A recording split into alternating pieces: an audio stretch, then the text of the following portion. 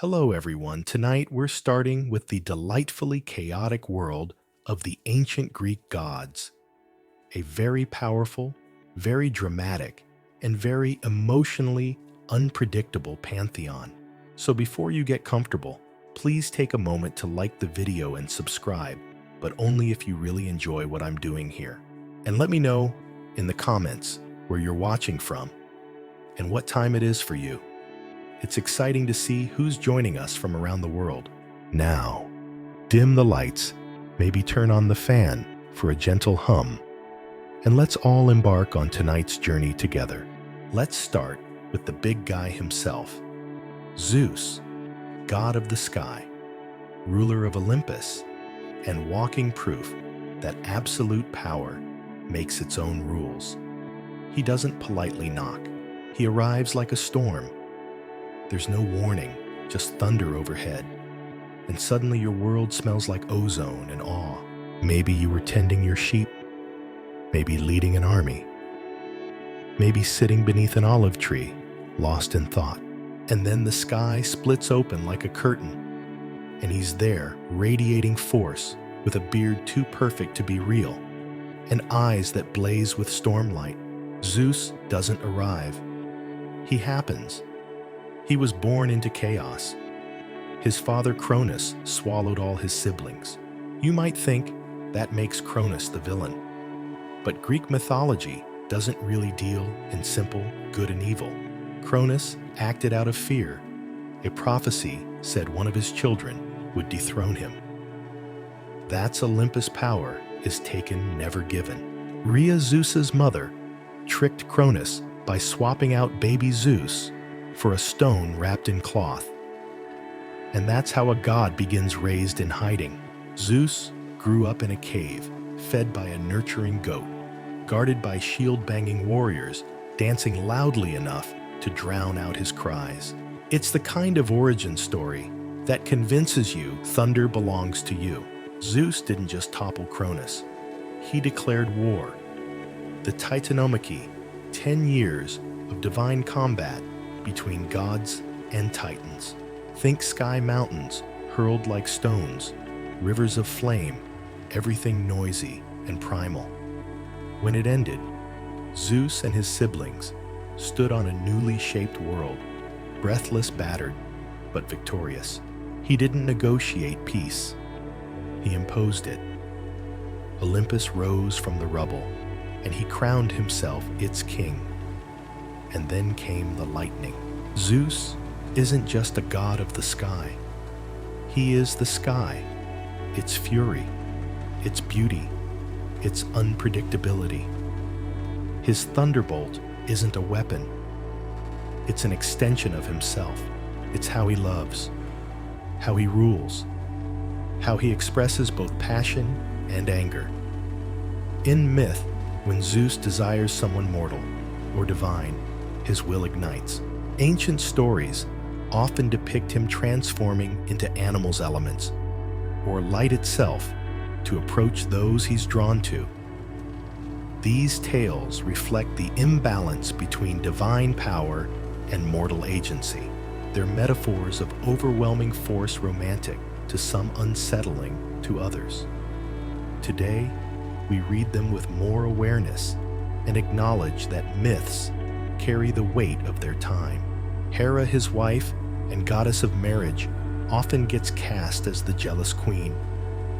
But imagine being bound to a ruler who governs through dominance and desire. Hera reacts not just to betrayal, but to the fact that power shields Zeus from consequence. She punishes those caught in his wake, not because it's just, but because she's left with rage and no recourse. In Olympus, justice can look a lot like revenge wearing a golden robe. Zeus rules through force, not fairness. His gifts are as sudden and thunderous as his anger. One day, you're a goat herd, the next, you're a hero with a destiny or a cautionary tale. There's rarely a middle path. His authority is sacred, not because it's right, but because it triumphed.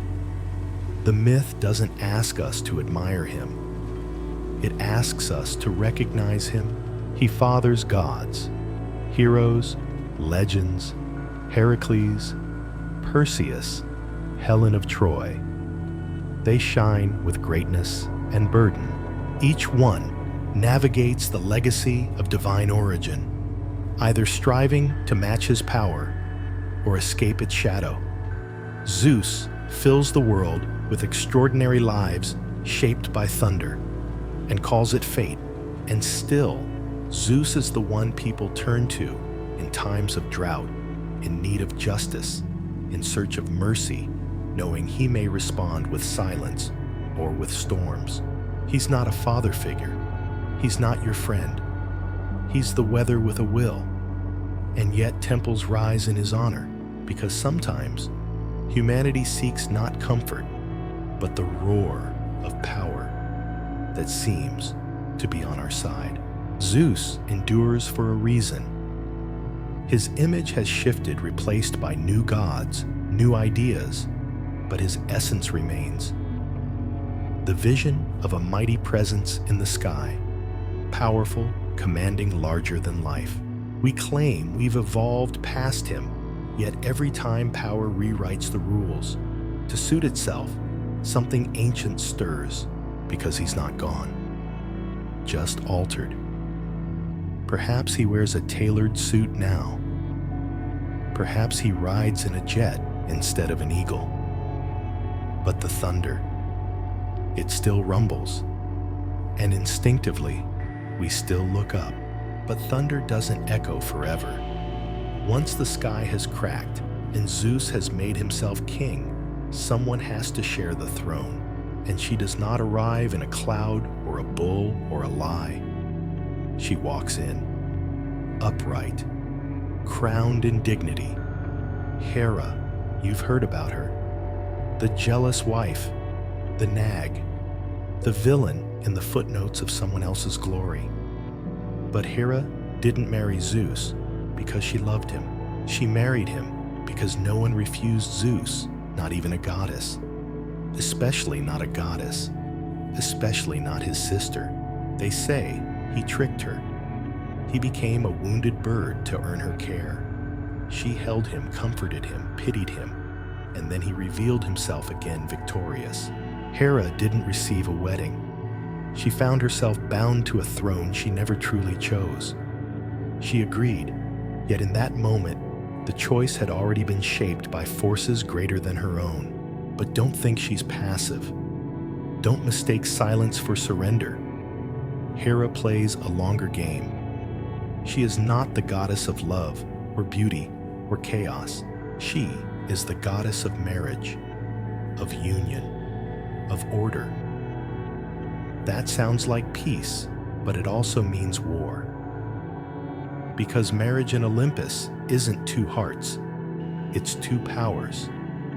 And if Zeus will not be faithful, Hera will not be soft. She punishes his lovers, yes. She punishes his children. She is harsh.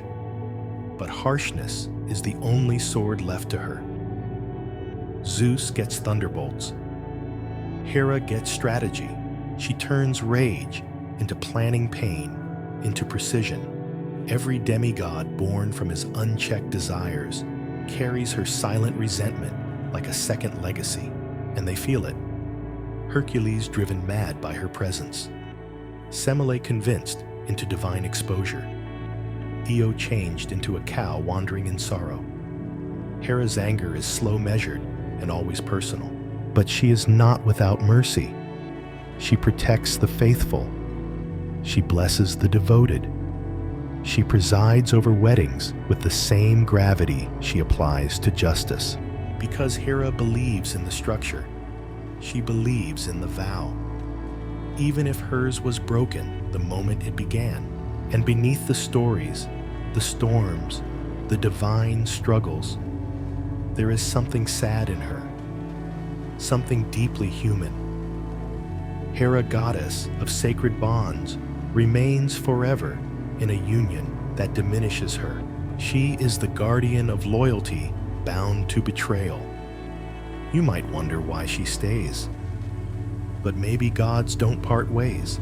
Or maybe she stays because Olympus doesn't honor the women who leave. It only remembers the ones who remain.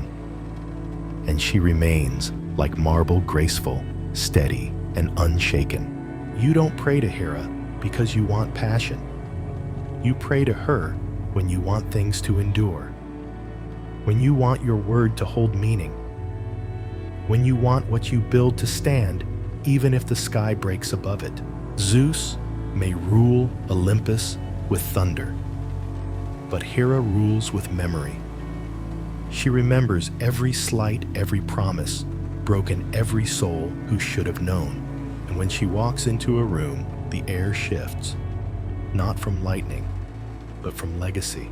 And maybe that's what truly unsettles Zeus. Not her power, but the fact that she remembers. And in that memory, we step into another tale. One where the sea does not remember, it responds.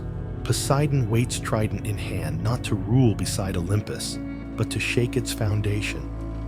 And the earth itself listens when he speaks. The sky remembers, but the sea reacts. Where Hera holds her breath and waits, Poseidon roars. He does not negotiate. He does not explain. He rises, not in metaphor, but in water and foam and salt-crusted rage. If Zeus is power cloaked in politics, Poseidon is fury that never learned to whisper. He is the god of earthquakes, floods, tsunamis. He doesn't need Olympus. He has tides, and they always come back. Poseidon didn't ask for a throne in the sky. He didn't want lightning.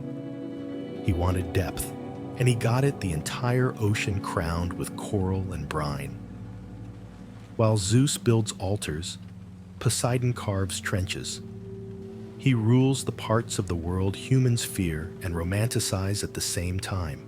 Sailors fear him, lovers invoke him, fishermen bargain with him, but no one trusts him. He is not kind. He is not cruel. He is impulse, the sudden storm after stillness, the shipwreck under the stars, the beauty of a wave and the devastation it carries. He doesn't explain why. He just is. And yet, like Zeus, Poseidon takes what he wants.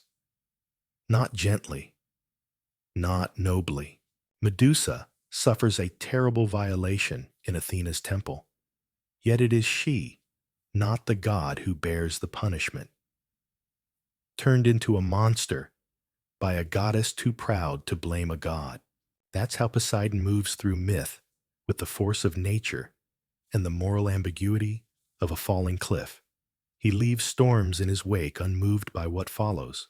The mortals remember, the monsters remember, but he rides his hippocampus into the next desire, and he's jealous of Zeus, of Olympus, of anything that suggests control beyond his reach.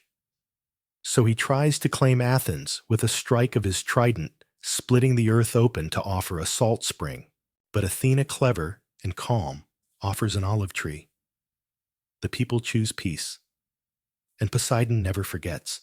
He is a god of punishment, but also of glory. He fathers heroes who are half ocean and half ambition. Theseus, who slays a minotaur. Polyphemus, who gets tricked by Odysseus. Pegasus, born from Medusa's spilled blood. Poseidon's children are wild things, charming, doomed, unpredictable, like tides, like him. But here's the secret. Poseidon is lonely. The sea is too vast for intimacy. His realm is wide and echoing, filled with voices that don't reply. His lovers flee. His sons rebel. His brother wears the crown. So he shakes the ground beneath us, not just to remind us of his might, but because he wants to be felt. You don't pray to Poseidon for affection. You pray so he won't notice you. You leave wine at the shoreline and hope the waves take it instead of you. He is the god of everything humans can't tame. Water want revenge, and when he's quiet, we call it peace. But peace isn't stillness. It's just the moment before Poseidon stirs.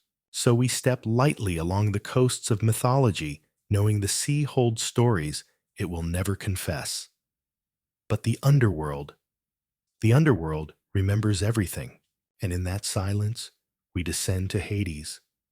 The sea crashes, the sky cracks, but the underworld waits. Hades does not roar. He does not chase storms or throw lightning. He does not demand worship. He waits. That is his power. Patience. Silence. The kind that makes your skin prickle like someone is watching, and someone always is. You descend not to be judged, but to be known. Unlike his brothers, Hades never fought for Olympus. He fought for the end. When the gods overthrew the Titans, he took the one realm no one else wanted: death. The realm beneath the roots of the world, sealed in stone, where the river Styx coils like a vow. He didn't lose a throne. He chose a boundary. And maybe that's what makes him different. Zeus rules with thunder, Poseidon with waves, but Hades rules with inevitability. He doesn't need your fear. He already owns your future. Yet he's not the villain we imagine. He doesn't steal souls. He keeps them. He is the keeper of oaths, the guardian of what cannot be undone. When the dead arrive, he does not rage. He welcomes. When the living come uninvited, he punishes, but even then there is logic in it. No chaos, just law. Even his most famous myth, the abduction of Persephone, is more complicated than the headlines suggest. Yes, he brings her to the underworld, but not as a conqueror, as someone who has never been chosen suddenly reaching. The world sees a kidnapping. The underworld sees a coronation. Persephone eats the seeds. That matters. She becomes part of the place. And maybe she's angry. Maybe she's curious. Maybe she's both. But she becomes queen, not prisoner. And Hades, unlike Zeus, is faithful. There are no nymphs hidden in caves, no children scattered across villages. Just the woman who returns to him each autumn and the world she brings with her. They say he is stern, cold, distant. But what would you be if your job was to carry every goodbye, to hold the moment after breath, the silence after songs? He is not cruel. He is inevitable. And sometimes that feels the same. Heroes come to him seeking favor. Orpheus, who sings for his dead wife. Hades listens. He says yes, then watches the boy turn too soon. Sisyphus, who tricks death. Hades binds him to a stone and a hill. These are not punishments from pride. They are responses to hubris, to mortals who forget that death is not a door you can pick. But even gods forget. Zeus forgets that his rule ends. Poseidon forgets that storms pass. Hera forgets that memory is a kind of mourning. But Hades remembers. All of it. Every vow. Every betrayal. Every soul who tried to cheat him. He doesn't forget. He files it away neatly, carefully, waiting for the end. You don't pray to Hades for blessings. You pray to be spared. But some do love him. Witches who know the value of silence. Widows who see the shape of mercy in his restraint. Gardeners who plant bulbs knowing they must go underground before they bloom. He is not the god of death. He is the god of what comes next. And maybe that's the most terrifying thing about him. He is not the end. He is the beginning after. We speak his name in whispers, but that doesn't make him weaker. That makes him sacred. So let the world tremble in thunder and flood. Let Olympus burn with glory and lust. Hades will wait. He always does. And from that darkness, where everything ends, rises something else. A mind, not like the others. A warrior, without thunder, without ocean, without death, but with wisdom sharp enough to split the world. Athena does not wait. She arrives fully formed. She does not crawl from a cradle or emerge from a mother's arms. Athena bursts out of Zeus's skull, fully grown, fully armed, and already tired of everyone's nonsense. The underworld is still. The sea swells. Olympus simmers. And into all of this, Athena arrives with a spear in one hand and strategy in the other. She is not born. She manifests, not from desire, but from thought. She is the daughter of headache and war. Zeus swallows her pregnant mother Medes to prevent prophecy, because the child of Medes would surpass him. But you cannot outsmart wisdom. It will always find a way out, even if it cracks your skull to do it. Athena enters mythology not as a girl, but as an idea with armor. And she never puts it down. She walks like a general in a world of princes. Calm, controlled, terrifying. Men call her a virgin, but not because she is pure. Because she does not belong to them. She belongs to herself. Virgin, in the old sense, unclaimed, unmastered. She does not lie with mortals or gods. She lies in wait. And when she moves, empires shift. She is the goddess of wisdom. Yes, but not the passive kind found in libraries. Athena's wisdom is battlefield logic. Sharp, fast, practical. She does not waste time on beauty for its own sake or love without outcome. She builds cities, crafts laws, engineers triumphs. Her temples rise where minds sharpen Athens, most famously, a city that chose her olive branch over Poseidon's saltwater violence. They chose peace, but not passivity. They chose her. Yet peace with Athena is like silence in a war room tense, alive, waiting to pounce. She blesses heroes, but only the clever ones. Odysseus, with his lies that save lives. Perseus, with a mirror and a plan. She doesn't love them. She equips them. Athena is not interested in glory. She's interested in results. But wisdom is not without shadow, and Athena has hers. When Medusa, a mortal priestess in her temple, is harmed by Poseidon, the goddess does not offer solace. She offers transformation, turning the victim into a weapon. Some say she cursed Medusa out of wrath. Others say she armed her, gave her teeth in a world that ignored screams. What's true, Athena never explains. She only acts. She is ruthless in righteousness. Arachne learns this when she weaves truth's two sharp tapestries of divine misdeeds. Athena threatened destroys the girl's pride and turns her into a spider. But not out of malice, out of memory. Athena does not erase rebellion. She rewrites it into something useful. She is not nurturing. She is necessary, and yet she is loyal to justice, to cities, to the idea that the world can be ordered if only people would think before striking. While other gods rage or seduce or abandon Athena drafts strategies. She wears armor not to conquer, but to contain. Hers is the discipline of thought sharpened into blade. She teaches restraint in a pantheon of indulgence. But don't mistake restraint for weakness. Athena is the storm you don't see coming, the one that arrives, not with thunder, but with precision. She does not raise her voice. She doesn't need to. Her enemies fall because they forget that wisdom doesn't shout. It waits. It watches. Then it strikes exactly once. And yet in all her calculation, there's a loneliness. She walks alone, armored in reason.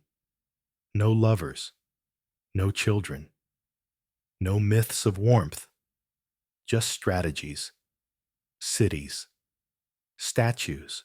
But perhaps that is the cost of being born from thought and not touch. She looks at Olympus, sees the chaos, and does not flinch. She does not try to fix the family. She outthinks it. And beneath her helm, what does she feel? No one knows. Perhaps nothing. Perhaps everything. But while gods above rage and gods below wait, Athena stands poised at the edge between war and wisdom, between instinct and calculation. And in the distance, the forge glows. Because there is another god who does not fit. One who limps instead of marches, who creates instead of conquers. Hephaestus is coming, and he is not what they expect. The gods sculpt themselves in beauty and thunder, but Hephaestus is forged in fire. He does not arrive to applause. He is thrown from Olympus, from Hera's womb, from grace. His mother sees his twisted leg and flings him from the clouds. Some say it is punishment for being imperfect. Others say he dared to cry, whatever the reason he falls, for 9 days. And when he lands, the world does not shatter. He does, but he does not break. He builds. Hephaestus, god of the forge, rises not with storm or spear, but with hammer, with anvil, with stubborn hands that reshape shame into brilliance. The others burn with pride. Hephaestus burns with purpose. His workshop hums beneath volcanoes, where molten rivers become miracles. Armor that breathes, chains that whisper, thrones that trap. He does not need flattery. He has tools, and he uses them. He crafts Zeus's thunderbolts, Poseidon's tridents, Apollo's golden chariots. The very weapons that rule Olympus were shaped by a god they mocked. He does not remind them. He lets the work speak. Even his revenge is crafted. When Hera boasts too loudly, he sends her a throne that binds her in silence. She cannot rise. The gods plead, bribe, beg. He refuses until Dionysus drunk and dancing coaxes him back. Because even a smith needs wine. Even wrath can melt into laughter. Hephaestus marries beauty, not by choice. Aphrodite is given to him like a bandage for his wounds. But she does not stay. Her heart is elsewhere, Ares, the brute, the brawler. So Hephaestus sets a trap. Nets of gold, finer than silk, stronger than chains. He catches them mid-act, displays their betrayal to the heavens. And what do the gods do? They laugh, because Hephaestus is the punchline of Olympus, limping, covered in soot, married to betrayal. But they forget he builds their crowns. He seals their temples. He carves their myths into metal. He is not handsome. He is necessary. His creations are not mere objects. They are truths hammered into form. The shield of Achilles does not just protect it, tells stories of cities at peace, of cities at war, of life and loss spinning in circles, a battlefield and a lullaby in one. Hephaestus does not seek worship.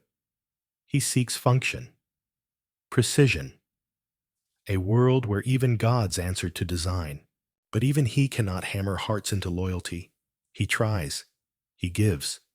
He endures. And when it breaks, he does not scream.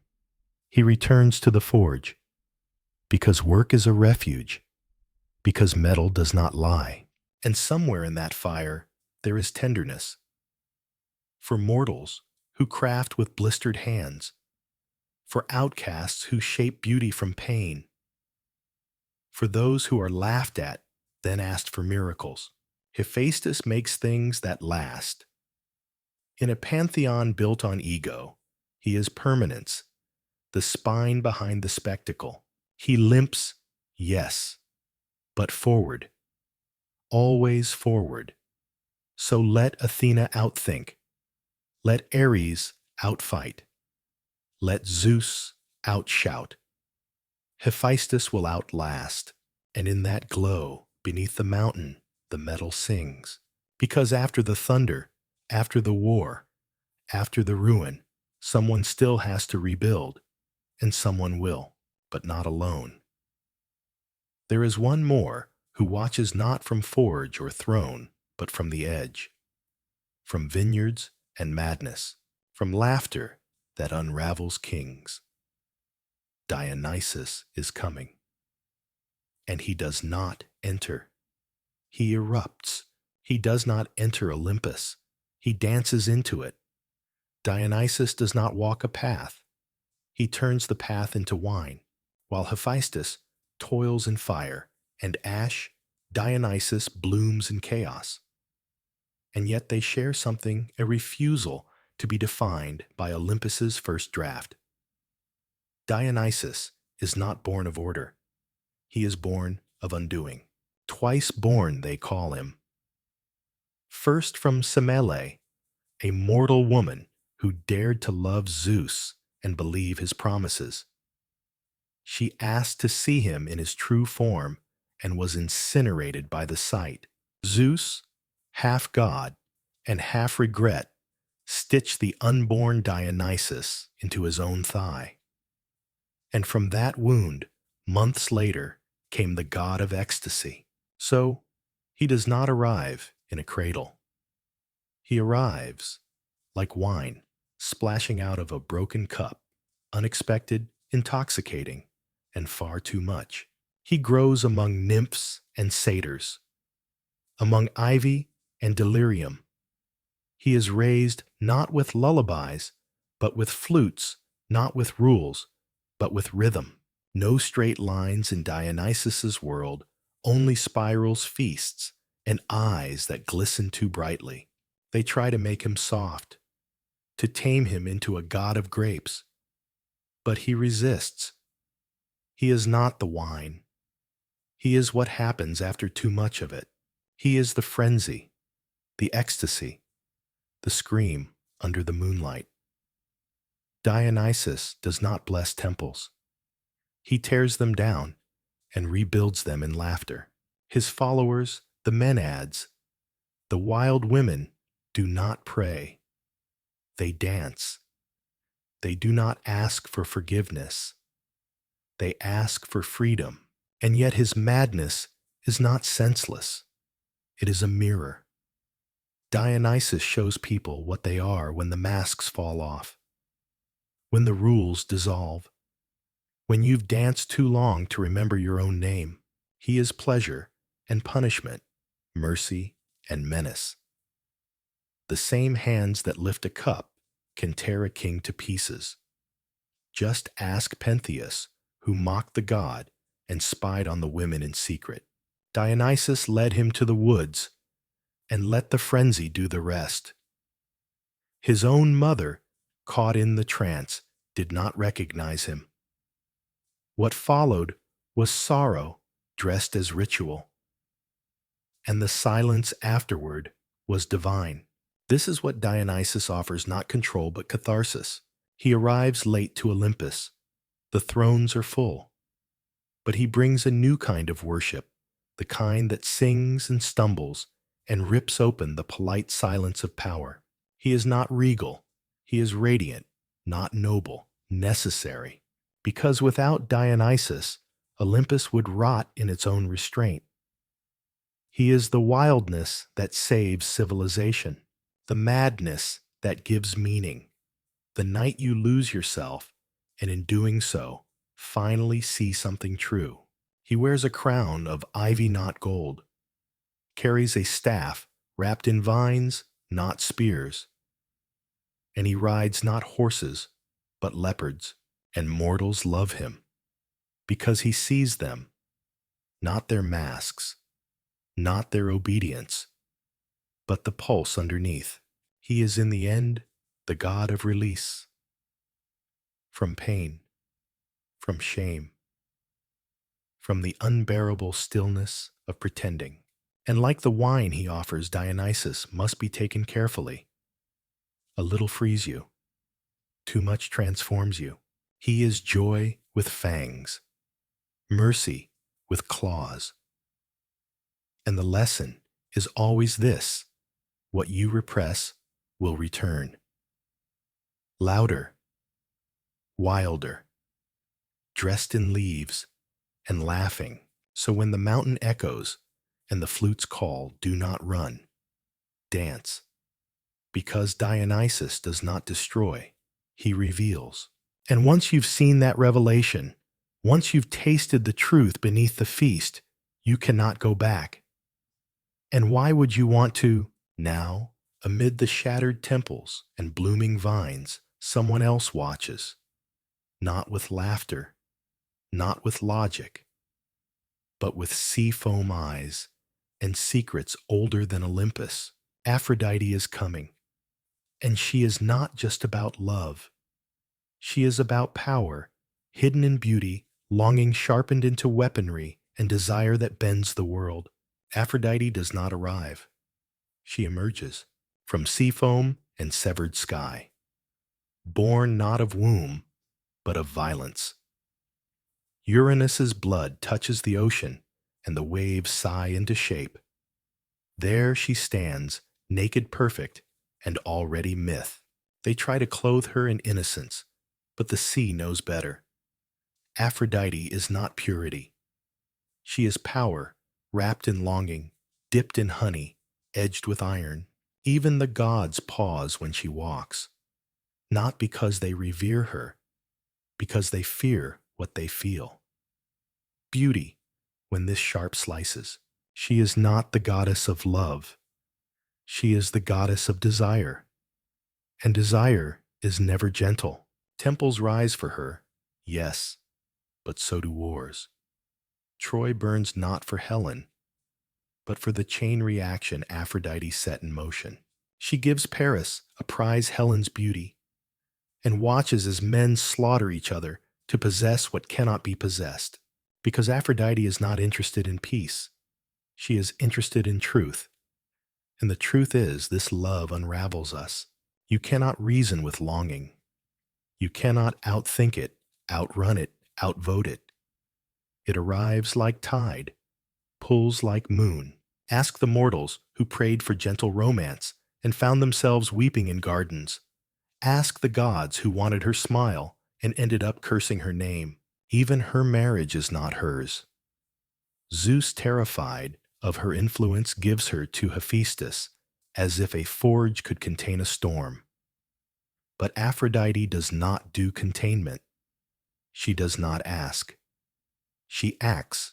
Her heart moves elsewhere, to Ares, to Adonis, to anyone who can match her fire. And yes, she cheats, not for cruelty, but because she knows love that obeys is not love, it is duty. And what of Adonis? A mortal, so lovely even she aches. She hides him in a chest, sends him to the underworld for safekeeping. But Persephone finds him, wants him. And the gods must divide his time, like a fruit, 1/3 for the dead, 1/3 for the goddess, and 1/3 for himself. But love does not divide, it devours. When he dies gored by boar, broken and bleeding, Aphrodite does not scream. She plants. From his blood, she grows anemones, fragile things that bloom too briefly, like him. Like most things she touches, do not mistake her tears for weakness. Aphrodite weeps as she wages war. She knows the battlefield of the heart is bloodier than any spear. She blesses lovers and betrayers alike because she understands the line between them is a flicker. She is also a mother of Eros, winged chaos in a diaper, of Harmonia born from war and wanting, of longing itself braided into lineage. Her children are not well behaved. Neither is she. Why should they be? She loves mortals best, not for their devotion, but for their desperation, their songs, their sighs, their endless hunger, because to love while dying is the bravest thing of all. Aphrodite rewards that, but she punishes too. Ask Hippolytus, who scorned her for Artemis's cold chastity. She broke him with desire he couldn't handle. Ask the women of Lemnos, who stopped honoring her. She cursed them with stench so foul even their husbands fled. You don't ignore a goddess of longing. She'll remind you what it's like to be unwanted. Still, she is not cruelty. She is consequence. And her gifts, though dangerous, are divine. Aphrodite is the blush before confession, the ache before a kiss, the silence between two heartbeats that know. And when she leaves, she does not walk away. She fades like perfume, like memory, like the moment right before you say, I love you. But the story does not end with longing. Not always. Because somewhere in the laughter, the pain, the chasing and fleeing there is a glimpse of balance. Harmony, not as stillness, but as motion that knows its steps. And in the corner of Olympus, far from thunder and roses, there waits a shadow with wings, not a god of glory or of fire, but of messages, of transitions, of doorways between what was and what might be. Hermes is coming, and he never stays in one place for long. Hermes does not arrive with fanfare. He arrives before anyone knows to look. He was born in a cave and stole Apollo's cattle before sunset. By evening, he had invented the lyre, bartered his way out of punishment, and charmed his brother with music made from a tortoise shell. He is not the god of lies. He is the god of language, and the difference matters. Where Aphrodite seduces with presence, Hermes persuades with motion. He doesn't linger. He translates. He transforms. He moves between things. He is the space between a question and its answer, a word and its meaning, a prayer and its fulfillment. No one knows where Hermes sleeps because he is always on the way somewhere else. He is the god of travel, yes, but also of thresholds, of edges, of the invisible pivot that turns silence into song. You find him in marketplaces and crossroads, in alleys where secrets are passed between palms, in the wings of theaters and the pauses between jokes, in the weightless moment before a coin lands. And unlike the other Olympians, he does not demand temples or thrones. He requires only attention, and even then, only briefly. Hermes is the messenger, yes, but he is also the message. He is speed given voice, intuition given sandals. He wears his winged shoes, not for flight, but for finesse. He lands lightly, so nothing breaks unless he wants it to. And his staff, the caduceus, is not a weapon. It is a symbol of negotiation, of duality held in balance. Two serpents, twined facing each other, not striking. Language and silence, death and return, because Hermes alone among the gods walks freely into the underworld. He does not rule there. He visits, guides, whispers to the souls as they cross. He knows every shortcut through the shadows, every crack in the world's veneer. He is the god of thieves, but only because he understands value. He takes nothing that wasn't already in motion. He is not the crime. He is the cleverness. Children love him because he listens. Tricksters worship him because he teaches. Even Apollo, golden and orderly, could not stay angry with him. Hermes doesn't break rules. He slides between them, and yet for all his mischief, there is mercy in him. He guides the dying gently. He warns when he can. He knows that not all boundaries are meant to be crossed, but some must be. He has no wife, no throne, no stable mythology. But that is the point. Hermes is not a figure. He is a function, the god of what connects things. You do not see him. You see through him. When Aphrodite fades like perfume, Hermes arrives like a breeze through a cracked window. When Dionysus dances chaos into revelation, Hermes translates that frenzy into myth. He is why stories travel, why prayers echo, why secrets leak. He is the patron of poets and smugglers, of midwives and diplomats, of laughter that interrupts sorrow and maps drawn with trembling hands. In some tales, he creates language itself. In others, he steals fire not from gods, but from silence. In all, he moves. He wears a traveler's hat wide-brimmed and low, not for fashion, for mystery.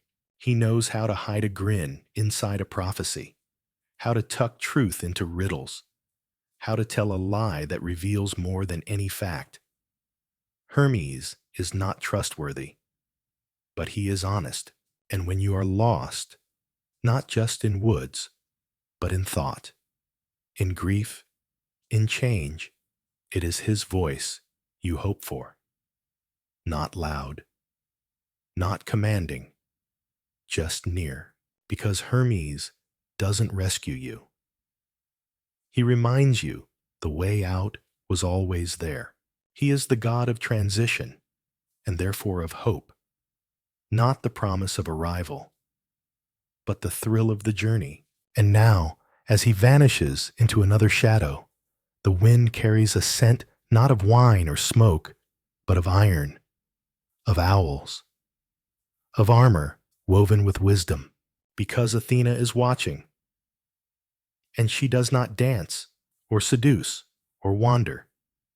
She waits. And she knows exactly what you'll choose next. Athena does not arrive.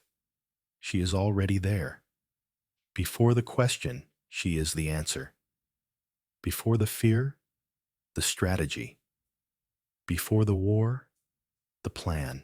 She is the crackle behind your thoughts when you hesitate before speaking.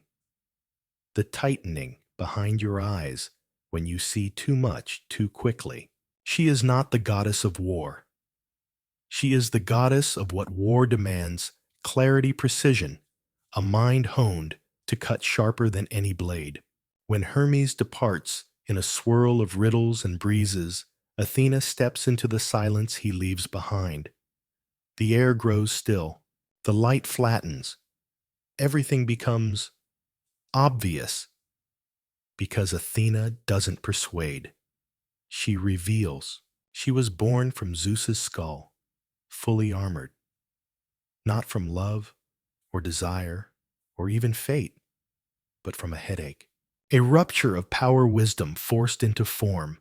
She emerged not crying, but ready, and the world knew better than to question why. She is the patron of cities, not because she shelters them, but because she builds them. Walls are her thoughts. Roads are her logic. Olive trees her gift do not dazzle, but endure. They grow slowly, deeply. They feed and fuel and require patience, like any wisdom worth keeping.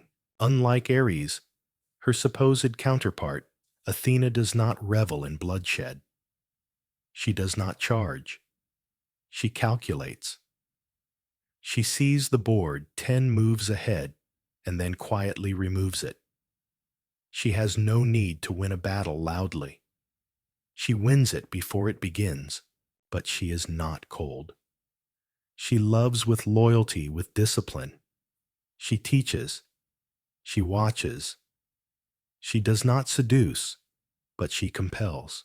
When she favors someone, they rise, not through luck, but through clarity.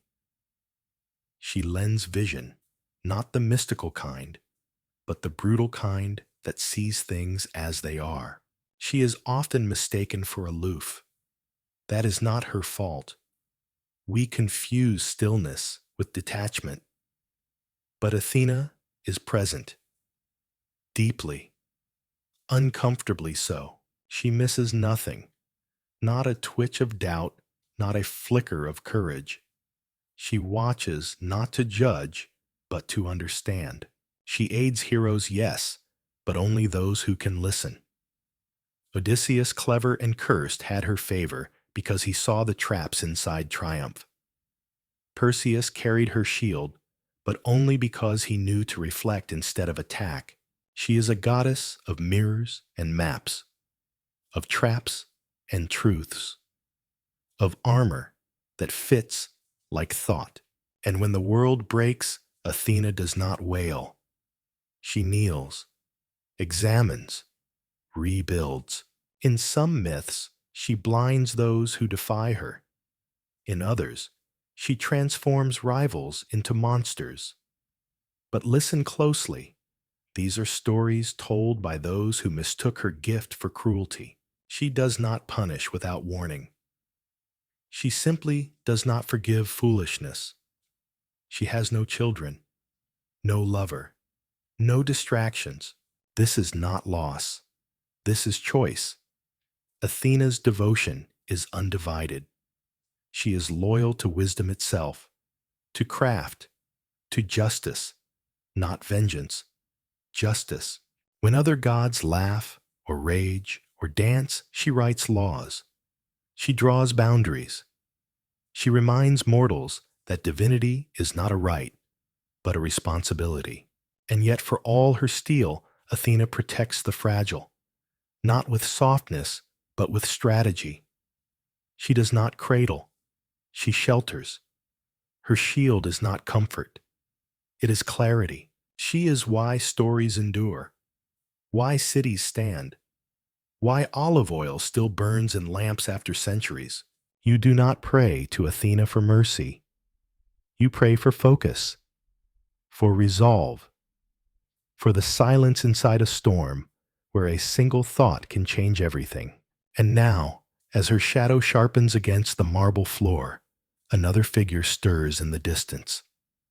Not armored, not still.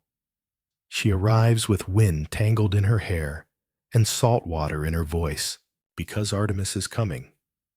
And she does not argue or advise. She hunts.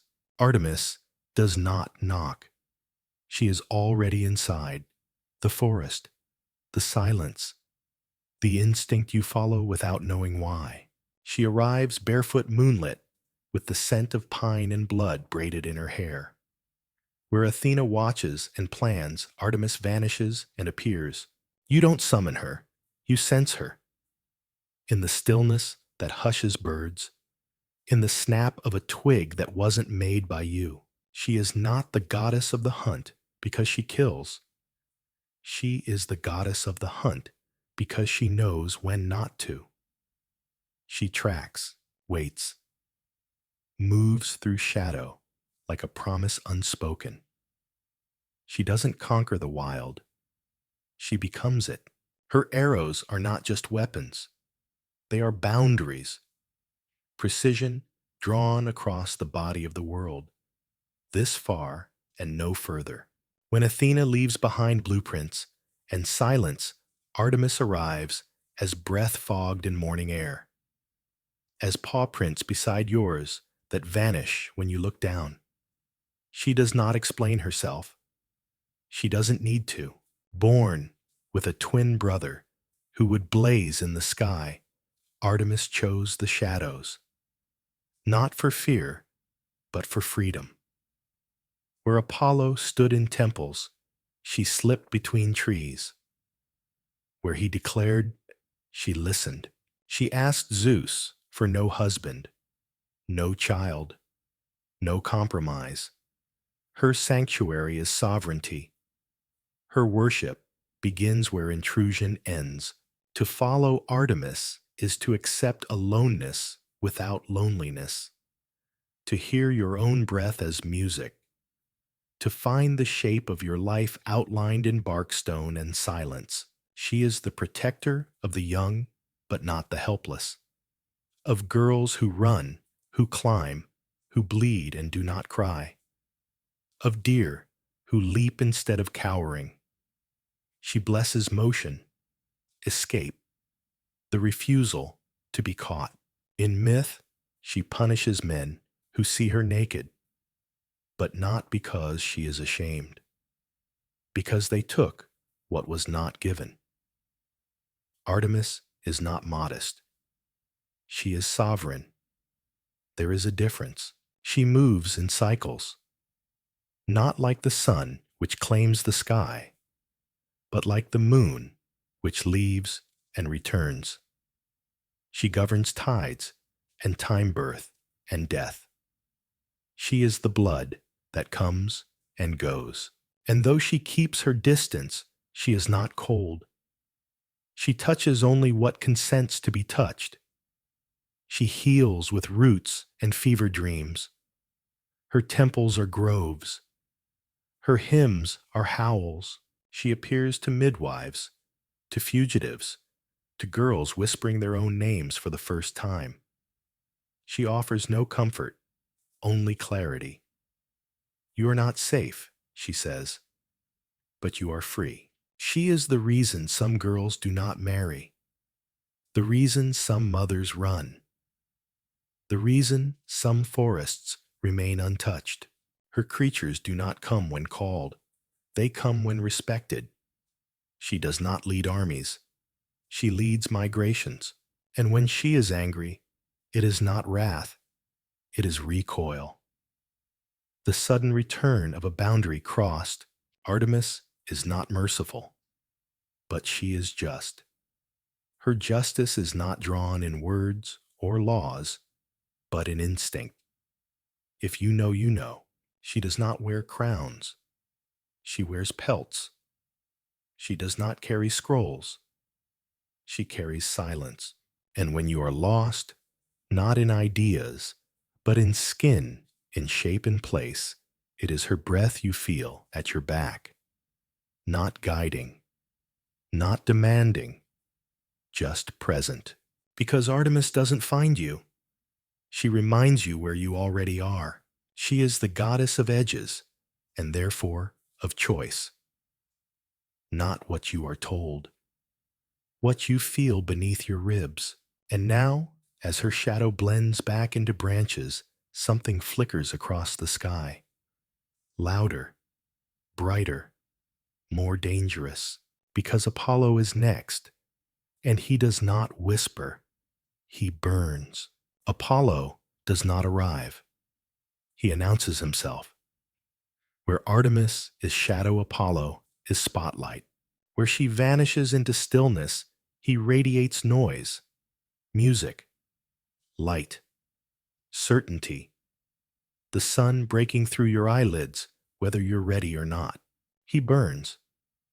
And you feel it first as a hum beneath your ribs, as a confidence you can't explain, as a truth that sounds beautiful enough to believe, even if it's not yours. Because Apollo is not just the god of the sun. He's the god of how good it feels to be right. He enters with a lyre, but it might as well be a sword.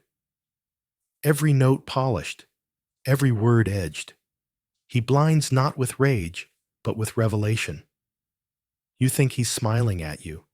He is, and he knows exactly what that does. He is prophecy, and poetry, plague, and perfection. He heals and he harms with the same touch, and you thank him either way. Because when Apollo shines on you, you believe not just in him, in yourself, in what you might become. He is not cruel. He is clear. That's what makes it hurt. Apollo gives structure to chaos, names to stars, rhythm to time. But he does not slow down for anyone. He is motion made elegant, direction made divine. You either keep up or get scorched. He is twin to Artemis, but they are not reflections. They are consequences. One asks the question, the other gives the answer before you've finished asking. He does not wonder. He declares. And yet, for all his brightness, Apollo is haunted by shadow. He falls in love too quickly, too absolutely. He pursues not out of conquest, but of conviction that if someone just understood him, they would stay. They don't. Daphne ran. Cassandra refused. Hyacinthus died. And Apollo, god of clarity, cannot see why. Because he does not seduce, he overwhelms. He cannot be contained, only worshipped. And even then from a distance. His temples echo with music too perfect to sing along with. His oracles speak truth in riddles, because no truth is ever simple under sunlight, but he tries. He builds. He teaches. He carves civilization into wilderness. He gives rules, rituals, reasons. And when the world disobeys, he punishes not out of spite, but out of disappointment. Out of disbelief that someone would stray from the harmony he offers. He is the golden boy, the ideal, the standard, and yet he breaks like anyone else. When love leaves, he weeps. When pride cracks, he curses. He turns a blessing into a burden just by loving too much. Apollo is brilliance without pause, heat without shelter, a spotlight with no off switch. And still, we turn toward him. Because in his light we feel seen, special, chosen. He brings summer, performance, beauty sharpened into discipline. He is the reason we rehearse, the reason we write, the reason we look at a blank page and dare to fill it. But do not mistake him for safety. Apollo is not comfort. He is challenge. He is the mirror that does not flatter, the melody that demands breath control, the truth that will not wait. And when he speaks, the world listens, not because they agree, because they want to. He is the voice in your head that sounds like a choir, the ambition that wakes you early and refuses to let you rest. And now, as his light floods the mountainside and shadows scurry for cover, a darker rhythm begins to rise beneath the gold. Slower, older, closer to the earth than to the sky, because Dionysus is coming. And he does not shine, he sways. Dionysus doesn't arrive. He unfolds. Where Apollo burns in straight lines, Dionysus coils. Where Apollo commands, Dionysus invites. The music shifts not louder, but deeper. A drum beat in your bones. A rhythm your ribs already know. He sways, not because he's unsteady, but because the world is. And Dionysus doesn't pretend otherwise. He doesn't fight the chaos. He dances with it. He is not the god of wine.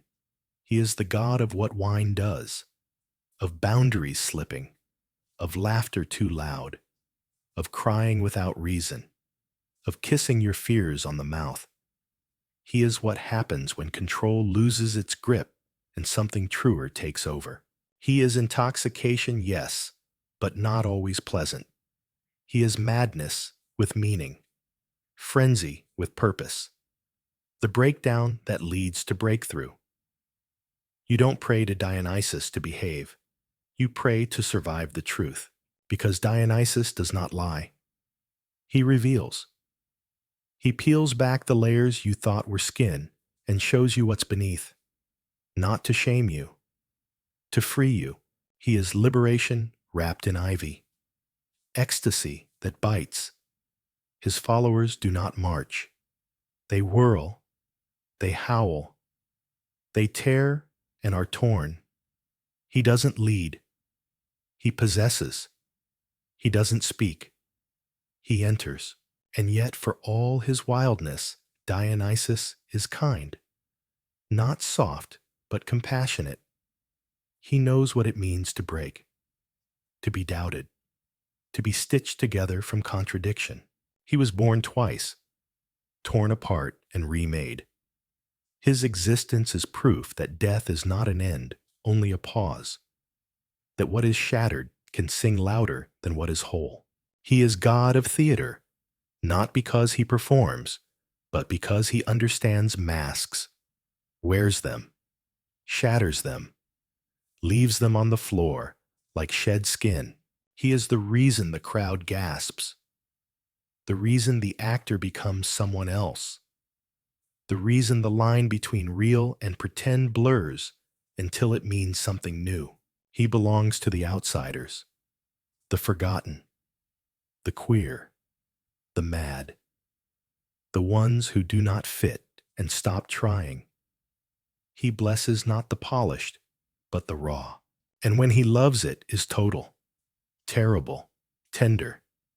He offers not peace, but presence, not answers, but immersion. You cannot follow him without being changed. His rituals are not ceremonies. They are unravelings. His offerings are not neat. They are messy, feral honest. Blood and wine and sweat. And maybe that's why the powerful feared him, because he offered power that didn't come from thrones. He grants rapture, possession, grief that becomes grace, joy that hurts. He is the sacred in what society calls shame, the divine in delirium.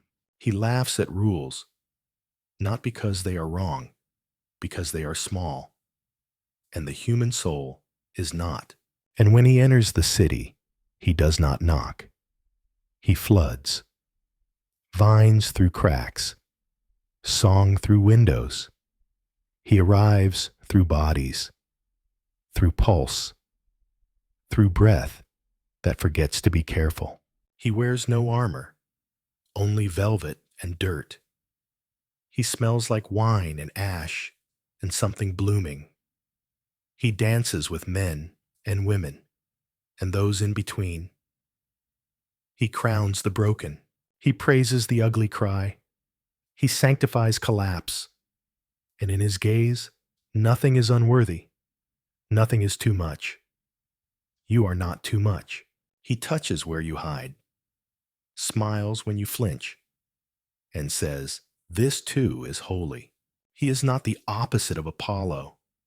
He is the answer to what Apollo leaves out: feeling, ferocity, the part of you that doesn't want to be perfect, just real. And now, as his laughter echoes off marble and moonlight, another presence begins to rise. Not laughter, not fire, not wildness, but weight. Cold, gold, stillness that costs. Because Hera is next, and she does not ask. She waits. Hera does not chase. She reigns. Where Dionysus floods the senses, Hera stills them. Where he invites collapse, she commands composure. She is not cold, but she is colder than wine, colder than prophecy, colder than anyone who ever underestimated her and lived long enough to regret it. She waits because she can afford to. Because when Hera moves, it is not reaction, it is strategy. Every glance is a decree, every silence a sentence. She is queen, not by marriage, but by force of being.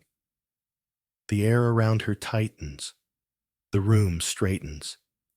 Even gods blink slower when she enters. You may think you know her jealous wife, scorned woman goddess of marriage, but Hera laughs at how small that story is.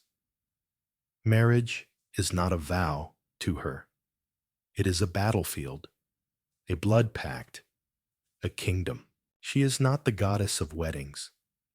She is the goddess of what happens after the long haul.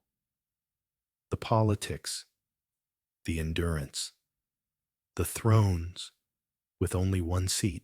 And yes, she is loyal, but not soft. Hera's loyalty is armor, is thunder. She will stand beside you against the universe, and she will punish you when you betray the cause. She does not weep when Zeus strays. She calculates. She considers. She curses with a precision you mistake for cruelty. She is not cruel.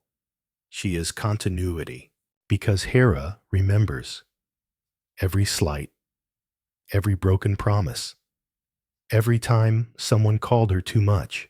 She is the part of love that survives disappointment, the love that becomes law, the promise that holds even when your hands shake. She is the sanctuary that costs, the vow you cannot break without consequence. And when she protects, it is absolute, sacred. Her wrath is not anger, it is enforcement. You broke the rule. You shattered the bond.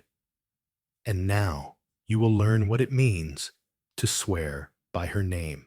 Yet, beneath the steel, there is grief. Hera, for all her poise, is not unfeeling. She grieves what could have been. She mourns the love that asked her to shrink. And in that mourning, she grows sharper. She does not forgive easily. That is her flaw, or maybe her power. Because when Hera forgives, it means she has measured every wound and still chosen grace.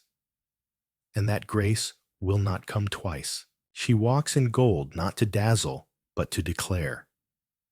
She is wealth as legacy, not indulgence. Beauty as sovereignty. She speaks, and treaties are redrawn. And the mortals who fear her, they should. But not because she is monstrous, because she is watching, because she knows which thread holds the tapestry, and she has scissors. Hera is not warmth. She is weight. She is what holds the sky in place when Zeus is distracted. She is the one who asks, who ensures, who enforces. The crown that fits because she reforged it herself. She protects not just people, but order.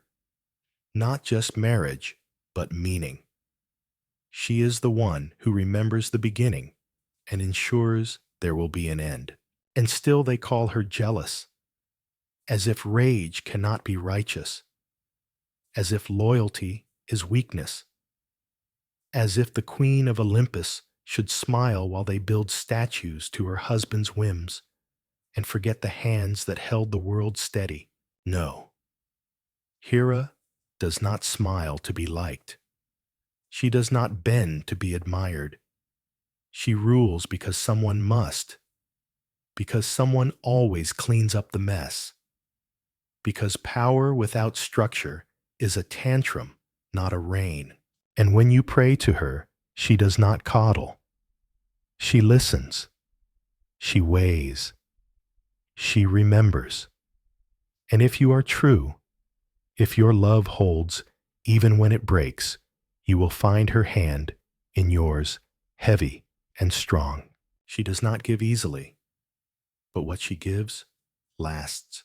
Now, As the marble pillars tremble under her presence, and the air grows thick with memory, a different sound stirs the horizon.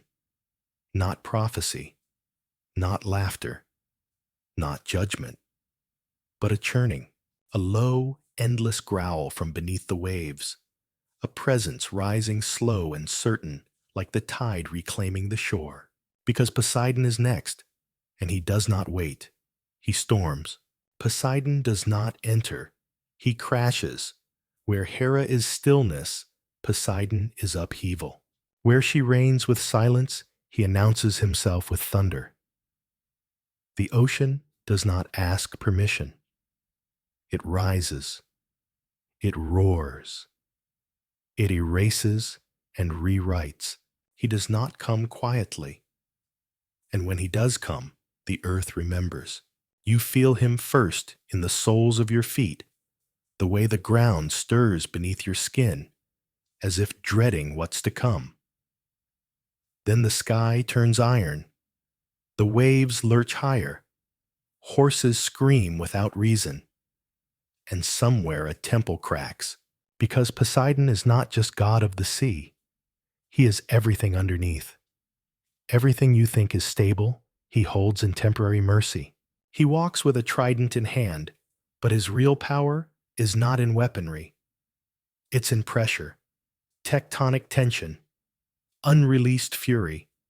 Every harbor exists at his indulgence. Every port is a coin toss. Every island a question. You do not tame Poseidon. You negotiate carefully. He is not cruel, no more than a storm is cruel. No more than a tide is unkind for returning. But he is not kind either. He is justice without emotion, mood without warning. A god who was passed over once too often, who waited as his brothers divided the sky and the underworld, and then was handed the sea as if that were a consolation. They forget that water wears mountains down. They forget that Poseidon watches. He watches when his name is left out. He watches when sailors pray only to luck. He watches the kings who build their fleets without sacrifice. And when his patience ends, there are no survivors, only stories. They say he fathers monsters, that his offspring are wild, broken things that should not exist. But monsters are mirrors. And if his children are wild, it is only because they reflect something in him that was never civilized. He does not apologize, not for the floods, not for the quakes, not for the salt in your lungs or the shipwrecks you call tragedies. You knew whose realm you entered. You just hoped he wouldn't notice. But he always notices, because Poseidon is not a god you can forget.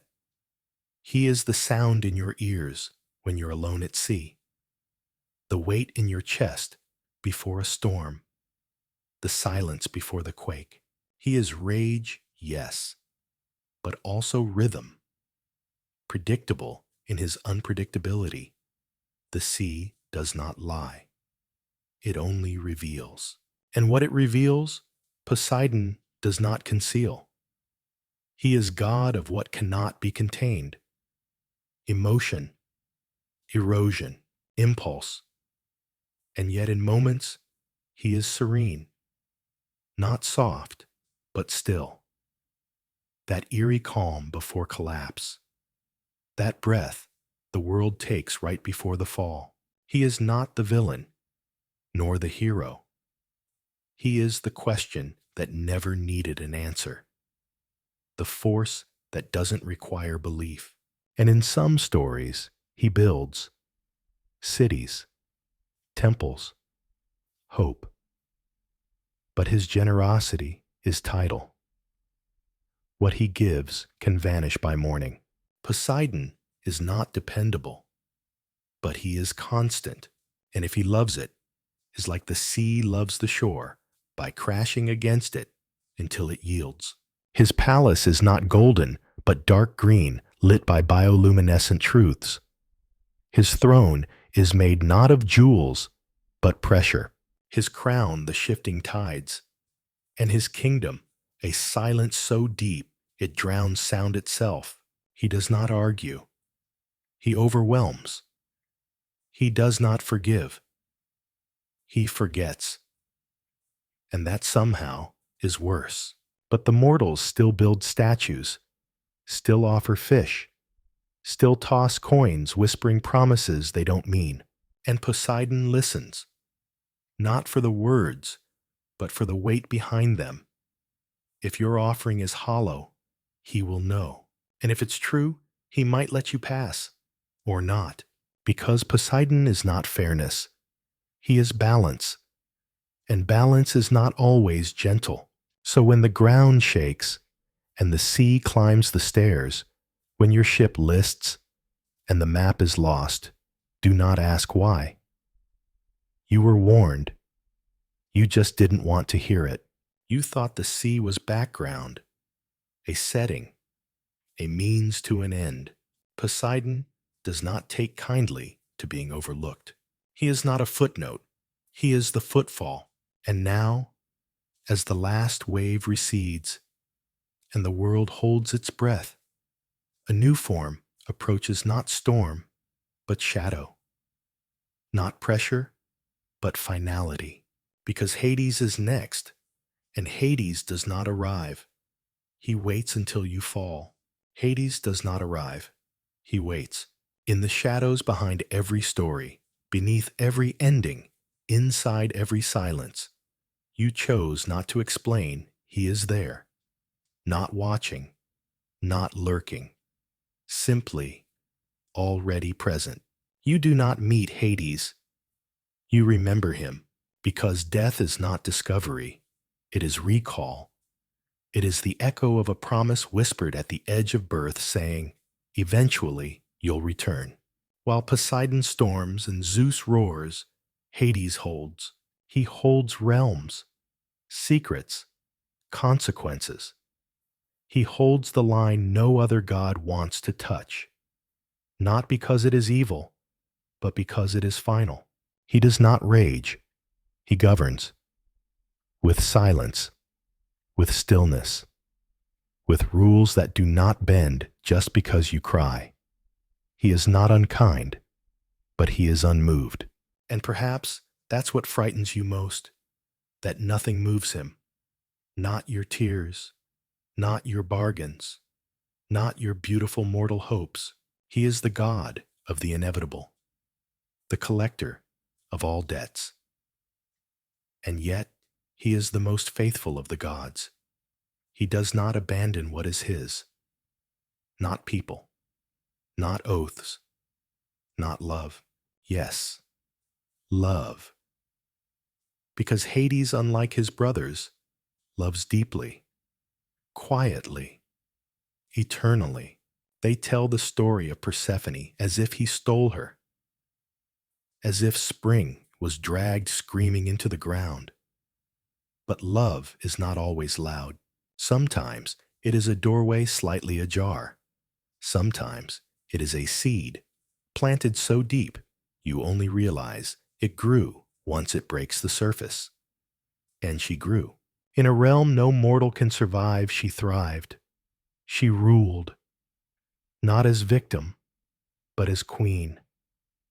And he, the feared king of death, bent not in weakness, but in reverence. Because Hades does not conquer, he receives. The dead come to him of their own accord. The old, the fallen, the forgotten. They drift downward, bone by bone, memory by memory. And he welcomes them all, not with warmth, but with order. He is the god of structure, of boundaries, of contracts written in soul ink. He keeps the ledger no one wants to see, the truth beneath the legend, and yet he is not cruel. Cruelty requires interest in your suffering. Hades is not interested. He simply balances the scales. When mortals fear him, he does not correct them. When heroes beg for favors, he does not bargain. And when the living trespass, he does not punish, he reminds. that life is not a shield, that time is not endless, that even gods must bow someday. He walks not in golden armor, but in robes of midnight. His crown is not jewels, but silence. His throne is not high, but deep. And from that deep, he sees more clearly than any other. He knows the weight of every promise, the truth behind every oath, the cracks in every plan. And perhaps that's why the gods leave him alone. Because he knows. He knows Zeus lies. He knows Poseidon resents. He knows Hera aches. He knows Athena doubts. He knows Apollo hides. He knows Artemis flees. He knows Aphrodite pretends. He knows Hermes grins too wide, and he forgives none of them. Nor does he blame. He simply remembers. And when the time comes, he will greet each of them, not with vengeance, but with inevitability. Because even gods have endings. Even myths dissolve. And when they do, they dissolve into him. But do not mistake him for a villain. The world needs boundaries. The soul needs rest. And some stories need a final page. Hades provides that. Not to end you, but to complete you. And in this way, he is mercy. Not the kind that saves, the kind that stops the pain. So when you feel the pull downward, the chill not of cold but of truth, know that it is not punishment. It is return to the God who never left, who never shouted, who never demanded, who simply waited. Because Hades does not chase. He remembers. And now, from the stillness of shadow, a new presence flickers. Not cold, not quiet, but fire. Rage. Rebellion. Because Ares is next. And Ares does not whisper. He burns. Ares does not whisper. He burns. Where Hades waits, and Poseidon rumbles, and Zeus commands, Ares strikes. He is not a strategist, not a king, not a careful wielder of divine justice. He is the moment just before the sword lands. He is blood that hasn't yet dried. He is the cry that splits the air and makes even the gods flinch. Ares is war not the glorious kind sung by poets, but the real thing. Muddied, brutal, senseless. He is not the reason for war. He is what happens when reason is gone. And that's what makes him terrifying. Because you don't summon Ares. He arrives when you lose control. They mock him, the other gods. Call him rash, stupid, even cowardly. But Ares is not a fool. He is a mirror. Held up to humanity and to the gods themselves, reflecting every base impulse they deny. They say he's hated. But hate is a kind of intimacy. They keep him close, in their prayers, in their victories, in their rage. Because Ares is useful. He breaks what needs breaking. He ends what can't be fixed. And when he roars across a battlefield, his sister rides beside him. Yes, Athena, the strategist, the cool mind, the measured hand. Where she plots, he charges. Where she restrains, he detonates. They are not enemies. They are balance. The mind and the muscle. The line and the chaos just past it. And yet Ares is always the one punished. When the war ends, Athena is praised. Ares is buried. Because war is only noble when it's dressed in wisdom. But Ares does not care for nobility. He cares for blood, heat, proximity. He fights up close, where you can smell fear, where you can hear bone break. His lovers know this. Aphrodite did. She didn't fall for his cleverness, he had none. She fell for the fire, for the way he moved like something unchained, for the way he made Olympus feel alive even when it bled. Their affair was not a secret. It was a defiance, a flame flickering in a room full of masks. And yes, Hephaestus caught them, trapped them, shamed them. But shame only works on those who seek approval. Ares never did. He is the god of rejection, of impulse, of every choice you regret and would make again. He does not build, he ruins. But in ruin, there is honesty. There is the truth of what people are when they stop pretending. He favors no side. He doesn't care who wins. He cares who fights, who dares, who screams. He walks not with soldiers, but with chaos. The moment the formation breaks, the instant the oath is forgotten, the second the prince kills his brother, he is there, and yet in rare moments he is quiet, watching a soldier bury his friend, holding the hand of a dying warrior who once prayed to him. Ares listens, not to make promises, but to remember. Because Ares is memory too, the kind written in wounds, and maybe that's why he's feared. Not because he is war, but because he is its echo, still ringing long after the last blade falls.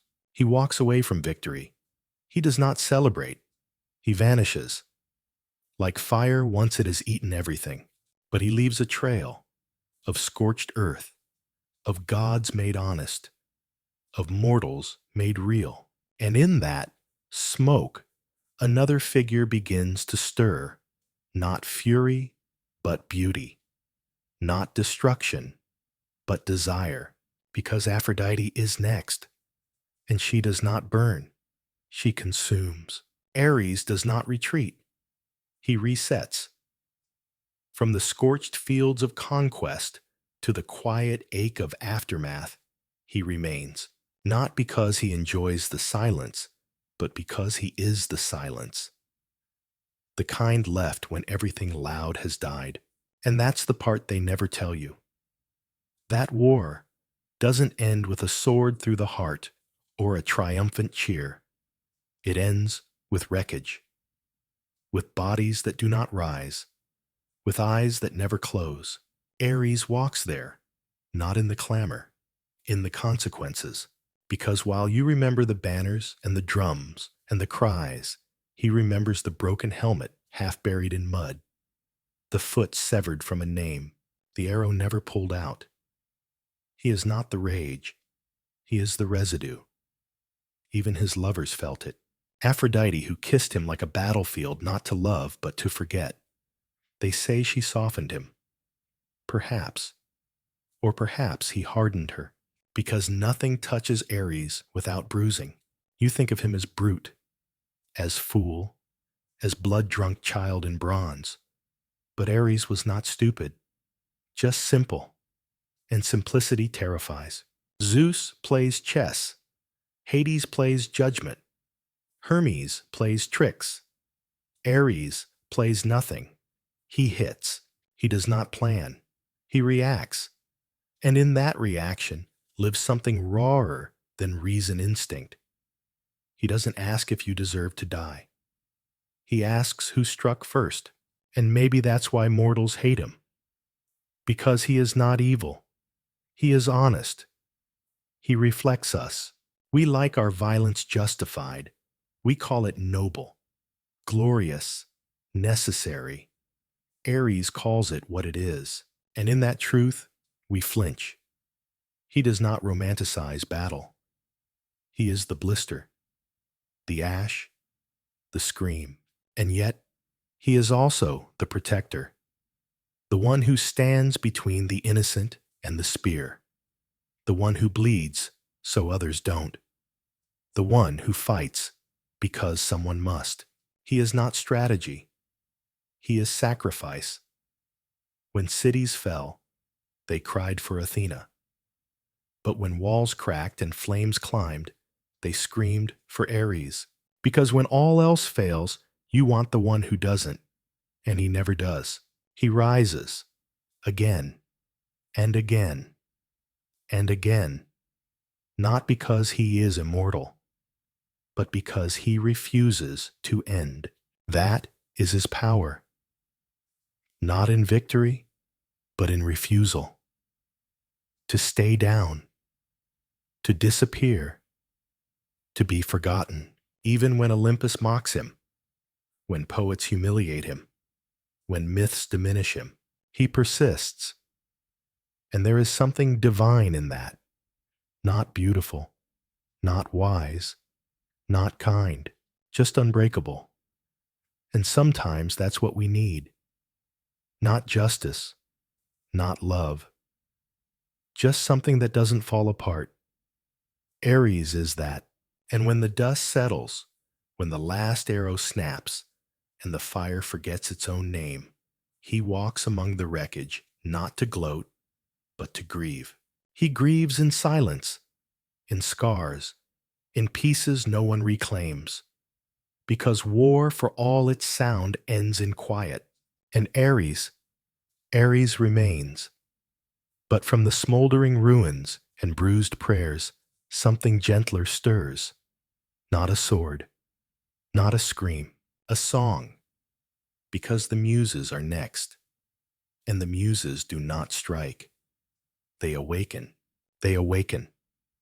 From the dust of ruin, from the quiet between sobs, from the breath you didn't know you were still holding, the muses arrive. Not like thunder, like morning, like the soft stretch of sunlight through a cracked shutter, because after the scream comes the song. They are not born of battle, they are born of memory, of the need to name the thing you lost, to shape the grief, to find a rhythm for your ruin. They do not fix, they frame. Calliope doesn't silence war, she writes it down. Clio does not heal history, she remembers it. Erato won't stop heartbreak, she rhymes it, because the muses are not here to save you. They're here to remind you that you survived. In a world scorched by gods who argue and mortals who suffer, they give us narrative. A thread through the labyrinth. A way to say yes that hurt, and I am still here. They do not shout. They hum. And that hum turns into something. A verse, a sculpture, a melody that haunts the attic of your mind. You think art is decoration. The muses say, no, it's defiance. Every poem is a refusal. Every painting is a record. Every story is a rebellion against being forgotten. That is their gift. Not comfort, but continuity. Even gods fear them, because the muses write what the gods wish you'd forget. The fall of heroes, the betrayals, the love that turned to rust. They don't care for Olympus's pride. They care for what actually happened. And that is dangerous, because a god can smite you, but a muse can make sure the world knows about it. They carry no weapons, just words. But those words last longer than lightning, and so they visit, quietly, in dreams, in the rhythm of your footfalls. In the story, you begin to whisper to yourself just to make the silence stop. They're not always kind, but they are always there. When you fall in love, when you fall apart, when you fall silent, the muses don't lift you. They point, and sometimes that's all you need. A direction, a note, a line that keeps you breathing. They don't speak for the gods. They speak for the aftermath. Because where Zeus rules thunder and Poseidon drowns cities, the muses rule time. They stretch it, bend it, let you replay a kiss, rewind a goodbye, pause the heartbreak just long enough to paint it. They are not escape. They are return to feeling, to truth, to what it meant to be human in the middle of divine madness. And that matters, because history is not written by the victors. It is written by the voices who kept talking after the victors left. The muses are those voices. They don't need temples. They live in repetition, in song, in the stories grandmothers tell when the wind howls too hard. They don't need belief. They need breath. Yours. So speak, write, dance, draw. Even if it shakes, even if it breaks, especially then. Because your voice isn't just yours, it's theirs. And when your voice joins the great trembling chorus of those who came before, that's when the gods grow quiet. And somewhere beneath the clouds and the cruelty, Hephaestus listens. Hephaestus listens because someone has to. Someone has to hear the cracking of the world and not flinch. Someone has to collect the broken things, melt them down, begin again. He does not shine. He glows like iron beneath the hammer, like a scar under firelight. Hephaestus is not the god you pray to in palaces. He is the god you curse in the forge, the one who sees your ruin and hands you tools instead of pity. Born unwanted, thrown from Olympus, limping ever since. He did not fall from grace. He was hurled, and yet he built the palace that spat him out. Brick by golden brick, machine by machine, because even rejection has utility. The other gods fight for power. Hephaestus works for meaning.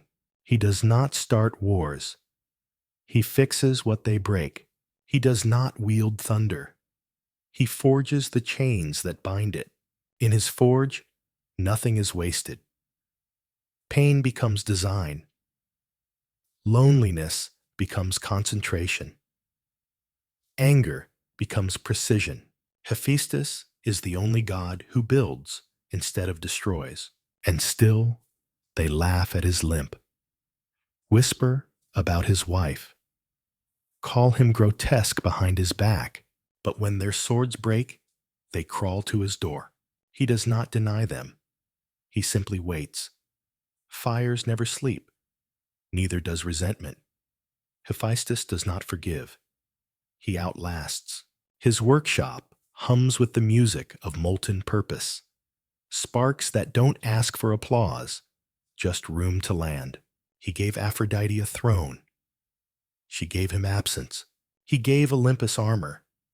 They gave him silence, and still he hammers, day after day, into the bones of the world, because someone must. Someone must care enough to craft beauty for a world that broke them. He doesn't ask for worship, just a place to put his tools. Hephaestus is not the god of creation. He is the god of recreation, of second chances, reforged identities, and golden nets that hold gods accountable. He builds things that hold weight, literally, metaphorically, eternally. Because Hephaestus understands what most gods ignore.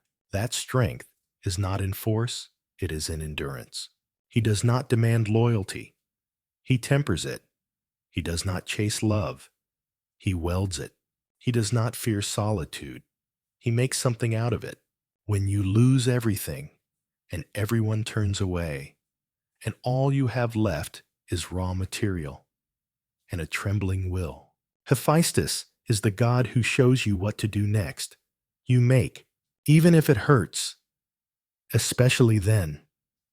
Because every flame starts with friction, and what the gods burn down, Hephaestus will rebuild stronger, quieter, unshakable. And somewhere in the quiet, between hammer strikes, Hestia tends the fire. Hestia tends the fire because someone must. Not the blaze of war or the burst of prophecy, but the quiet, persistent warmth that says, you are home. You are safe. Sit. She is not the loudest. She is not the brightest. But she is the reason the rest of them have a place to return to. Hestia does not command armies. She boils water. She does not stir hearts with speeches. She stirs soup. And yet without her, Olympus would starve. Without her, there is no hearth, no sanctuary, no center. She is the firstborn, the oldest, the anchor. And when the Olympians divided the world land, sea sky, and underworld, Hestia asked for none of it.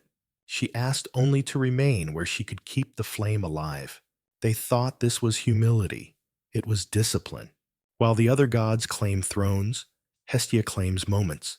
A child's laughter, a loaf rising in an oven, a silence not empty, but full. She does not chase glory. She keeps it warm. In every temple, before any god is honored, a flame is lit for her. Always first, always last. Because you cannot build a world without warmth. Hestia knows this. Hestia is this. She watches as the others fall in love, fall in war, fall from grace. She does not fall.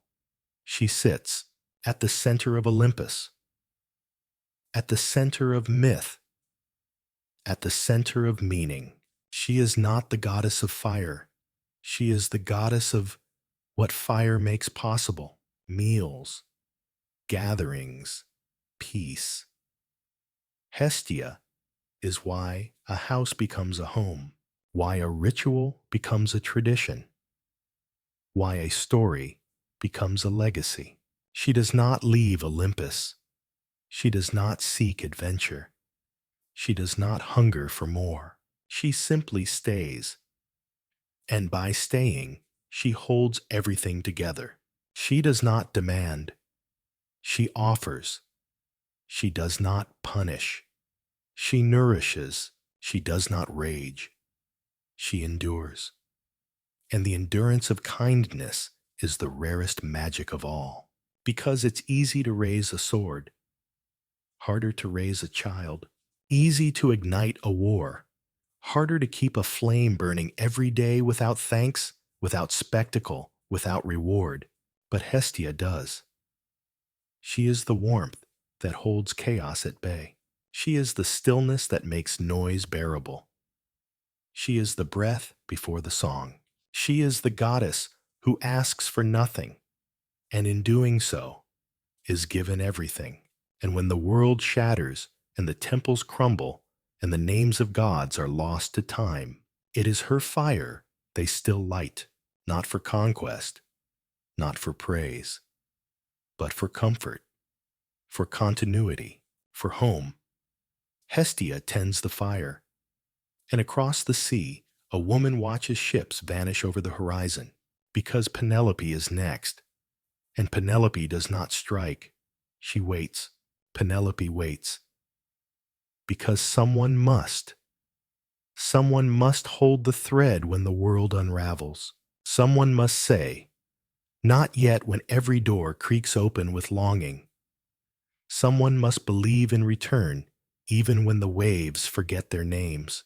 Penelope is not a hero. She is a ritual. She is repetition. She is what remains when all the songs fade. Odysseus sails. Penelope stays. Not because she cannot leave, but because she chooses not to. She waits not in helplessness, but in defiance. The kind of stillness that bends time. The kind of silence that outlasts applause. The suitors do not understand this. They think waiting is weakness. That patience is surrender. That silence is an empty space they can fill. But Penelope is not silent because she has nothing to say.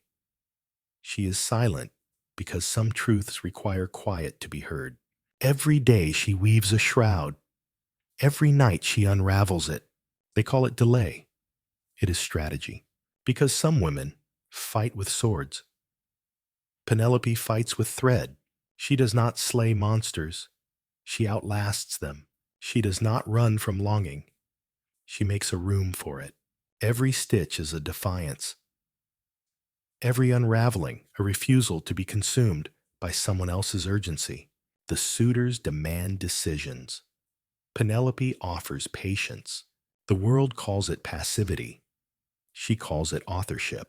Because to wait not blindly, not bitterly, but with intention, is to write a story of your own. Penelope does not beg the gods. She negotiates with time, and in the space between absence and arrival, she builds a kingdom no one sees. One of ritual, one of rhythm, one of resolve. A woman alone, not lonely. A queen without a court. A war, won not on battlefields, but in a quiet room filled with thread. She is not the echo of Odysseus's legend. She is the pause that makes his name matter. And if he had never returned, she would have become something else, someone else, and still whole, because Penelope's power was never in his homecoming. It was in her own becoming. We call her faithful, loyal, true, as if those are small things, as if they are not the hardest things. Penelope waits, but she is not waiting for rescue. She is waiting because something within her says, the story is not over.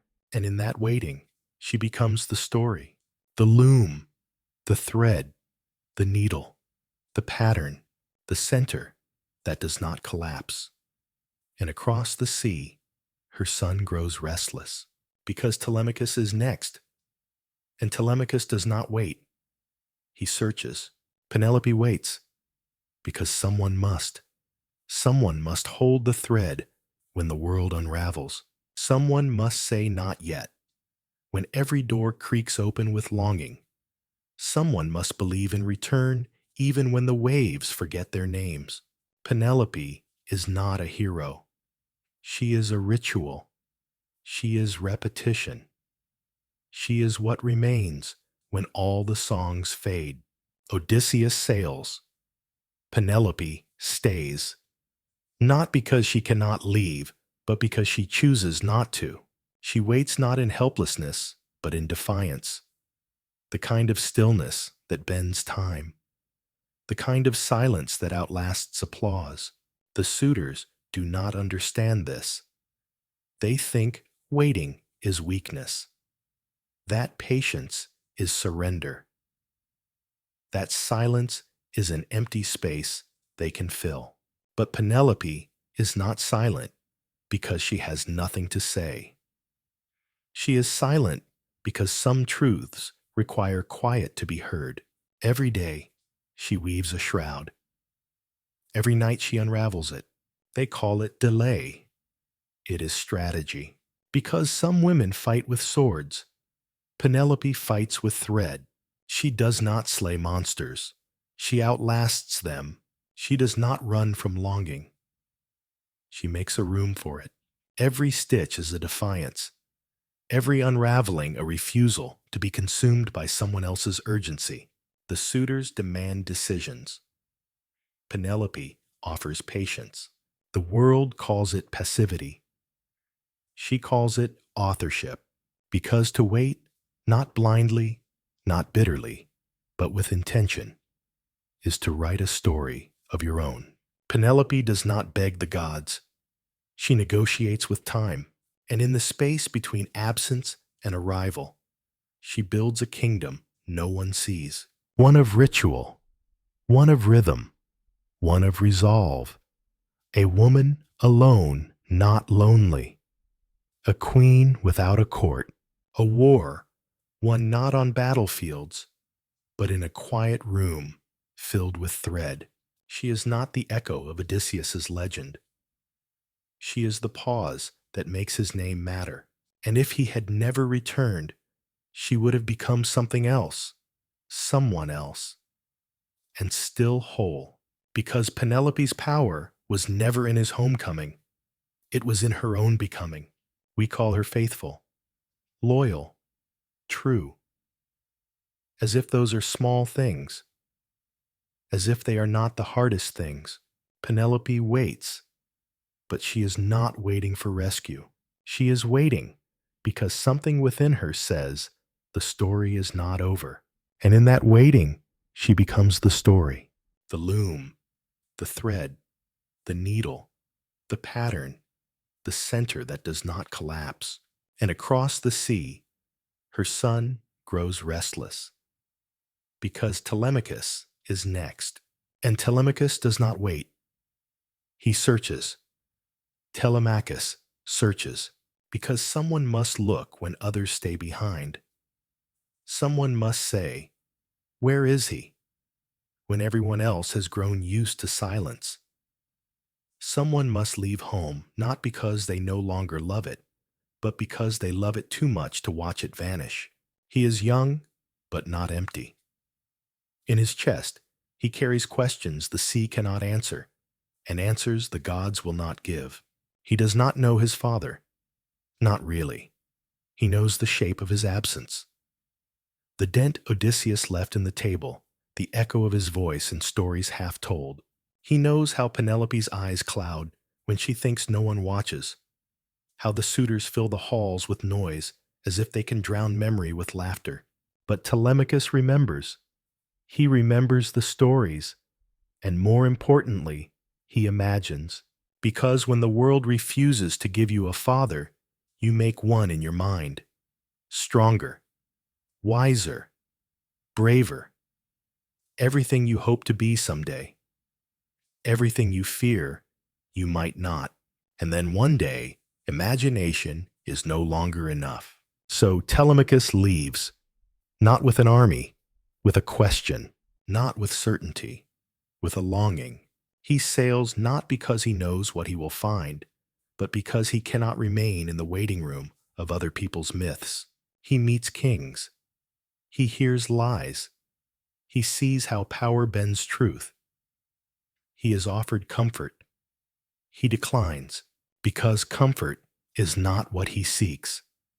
He seeks a face, a voice, a presence. He seeks Odysseus, but along the way, he finds something else. He finds himself in every refusal, in every storm, in every moment. He does not turn back. Telemachus becomes the answer to his own question, not because he finds his father, but because he becomes a man who could. He does not wield lightning. He wields persistence. He does not tame monsters. He tames doubt. And when he returns, because every journey must bend homeward, he is no longer the boy who left. He walks into his mother's hall, not with news, but with knowing. He has seen the world, and in seeing it, he has earned the right to shape it. He is not Odysseus. He is Telemachus, and that now is enough. Telemachus searches, and not far away, another boy sharpens a blade in silence, because Orestes is next. And Orestes does not search. He returns. Orestes returns, because someone must. Someone must walk back into the ruins. Someone must say, enough, when the gods themselves remain silent. Someone must carry the weight of blood, because justice in this house no longer wears a crown, only a shadow. He does not arrive with ceremony. He steps across the threshold like a ghost retracing old footprints. Mycenae does not welcome him. It watches. The stones remember what he cannot forget. His mother sits on a throne built of prophecy and betrayal. Clytemnestra, queen and killer, wears her defiance like a veil. The halls echo with whispers, not of mourning, but of math. The arithmetic of revenge. One murder justifies another. One betrayal feeds the next. Agamemnon died in a bath. Orestes learned this not from song, but from silence, the kind that falls when children ask the wrong questions. The kind that makes a boy listen to walls instead of people. He returns not with vengeance, not at first. He returns with memory, with the heavy, aching need to understand. Why? Why did the gods demand a daughter for wind? Why did his father sail toward glory and leave a family to rot? Why did his mother pick up the knife and never once look back? Orestes walks through corridors lined with absence. His sister Electra meets him not with tears, but with fire. She has waited too long for someone to act. She has fed her grief to the dirt whispered rage into the roots of trees. She is not a princess. She is a wound that has learned to sing. Together, they speak the old words, the ones hidden in teeth, the ones that make the air taste like iron. They speak of murder. They speak of justice.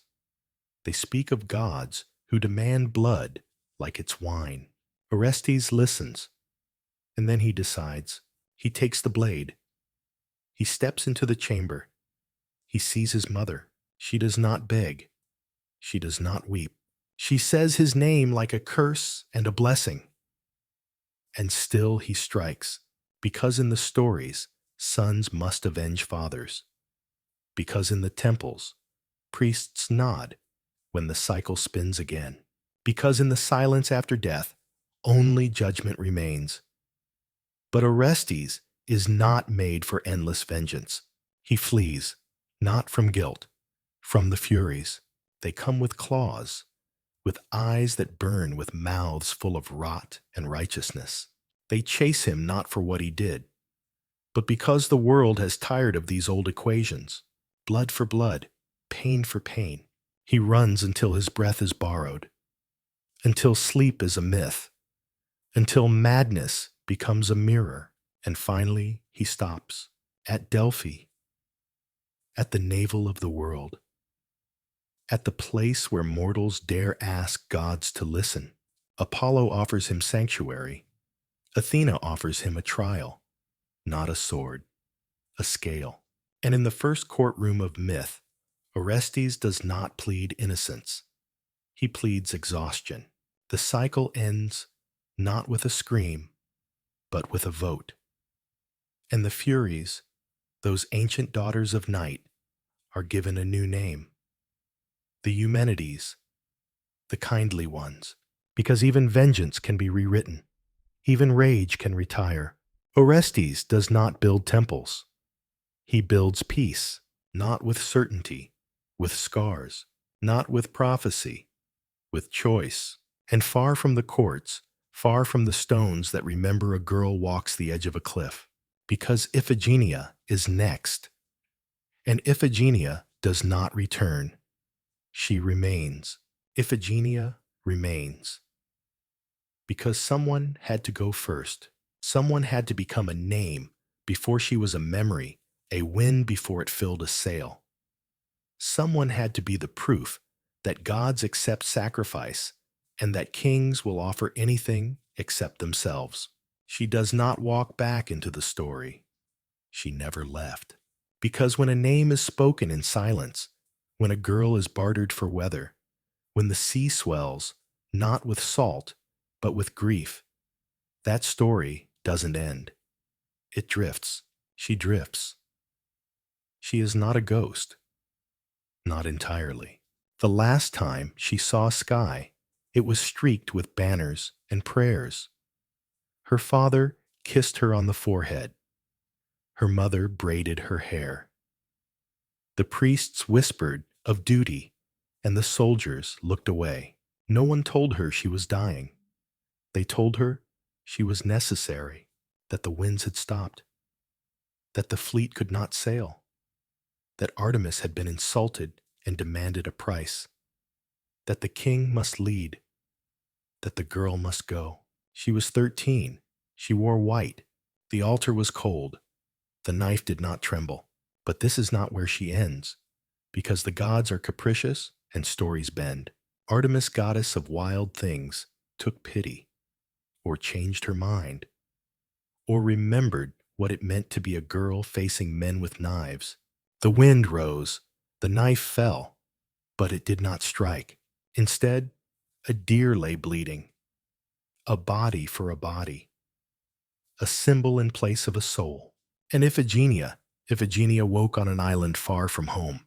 She woke not to applause, not to triumph, but to tasks, to rituals, to foreign speech and unfamiliar stars. She became priestess in a land where her name meant nothing, and her past became ash.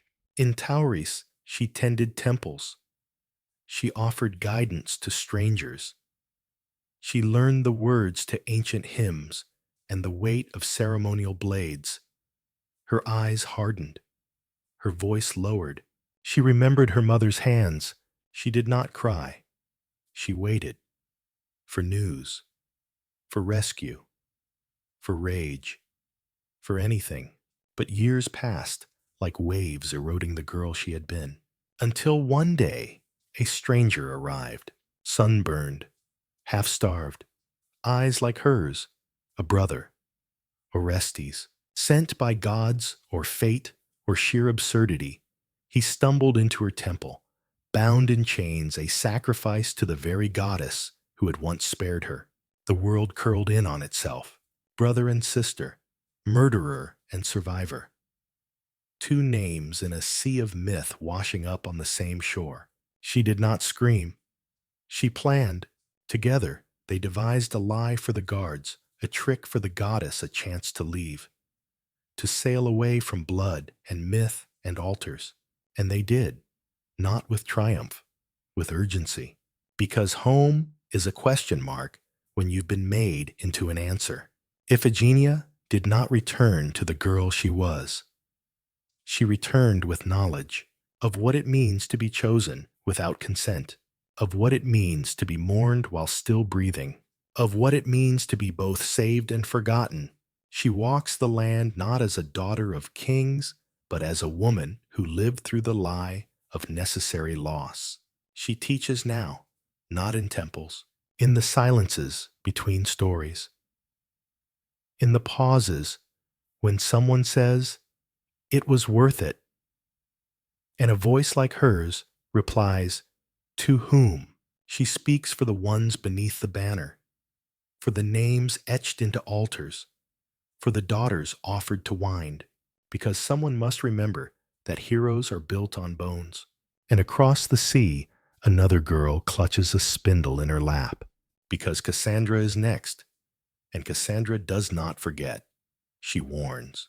Cassandra does not forget, because forgetting would be mercy, and the gods rarely bestow mercy twice. She remembers everything, not in fragments, not in dreams, but in full color, full voice, full weight. She remembers what she has not yet seen. She remembers the ash before the fire, the tomb before the death, the scream before the blade. Her mind is a theater where the curtains never close. She remembers Troy, and Troy has not yet burned. They say knowledge is power. Cassandra knows better. Knowledge is prison, and her mind is walled in prophecy. She was not born with this curse. No one is. But she dared to ask, dared to seek the favor of a god who did not understand. No. She flirted with Apollo because she was young, and because power disguised as affection is older than any myth. She kissed the god's mouth and promised nothing. He promised everything. When she recoiled, he laughed and left her with a gift, wrapped in spite the truth. But truth without belief is just noise. So she speaks, and they scoff. She begs, and they jeer. She pleads, and they pat her hand and tell her to rest. She screams until her voice cracks like old stone. No one listens. Not really. She told them the horse was a trap. She told them the fire would come. She told them Achilles would fall and Hector would be dragged. She told them Agamemnon would die, not on the battlefield, but in his own bath. They called her mad, hysterical, unwell, because men are frightened of women who see. So, she walks the palace halls like a shadow draped in silk. Her hair is braided tight like armor. Her eyes dart, always calculating the next horror. Her hands shake, not with fear, but with fury. She sees death long before it knocks, and she has learned to set places for it. Cassandra is not a prophetess. That word is too delicate. She is a siren of unwelcome knowledge, a monument to divine spite, a library no one reads, and yet she speaks, even when it costs her everything, because when Troy falls, and it does, she does not run. She walks through ash and broken stone, through temples cracked by siege, and homes reduced to rubble. She walks beside Agamemnon, not as a prize of war, but as a final warning. She knows what waits in Mycenae. She sees the tub, the knife, the queen, the blood. She sees her own end clear as the sky before the storm, and still she walks, not because she wants to die, because someone must witness it, because the story deserves a voice that cannot be dismissed. Cassandra dies, yes, but not quietly. Her name lingers in the nervous glances of generals, in the silences of kings, in every woman told to calm down, to smile, to be quiet when her truth scorches the room. Because Cassandra is not gone. She is echoed. Every time someone says, "I tried to tell you." Every time someone whispers, "But she warned us." Every time a fire consumes what could have been saved. She lives in the pause before the disaster. In the moment, before belief catches up to truth. In the breath, before the scream. And deep below the ash of one ruined city, another child dreams of vengeance, because Medea is next. And Medea does not warn. She burns. Medea does not warn. She burns. Because when the world turns its back on a woman who knows too much, it should not be surprised when she sets it ablaze. Medea was not born monstrous. No child is. She began as a girl who learned quickly, too quickly, that love was currency and power, the only true inheritance. Her father was a king, her aunt a sorceress, her lineage steeped in gods and dragons and ocean salt. She played near altars and whispered to shadows. She knew herbs before she knew lullabies. Her cradle song was the wind through cypress and the hiss of something ancient curling in the dark. She met Jason with eyes open. It is convenient later to call her bewitched. Easier to make her magic the cause of his downfall than admit that he chose her and that she chose him fully. She knew what he wanted. The golden fleece, glory, redemption in the eyes of men who'd forgotten his name. She offered him more. He asked for help. She gave him blood. She gave him her brother, cut into pieces scattered in the sea, a breadcrumb trail of flesh to stall their pursuers. She became a murderer, not for lust, not for madness, but for loyalty, a loyalty that cracked mountains and rewrote pacts with the dead. Jason took the fleece, the ship, the throne, and her. They fled to Iolcus. They made sons. They made stories. But memory is a knife with two edges. Medea was always too clever, too foreign, too useful until she wasn't.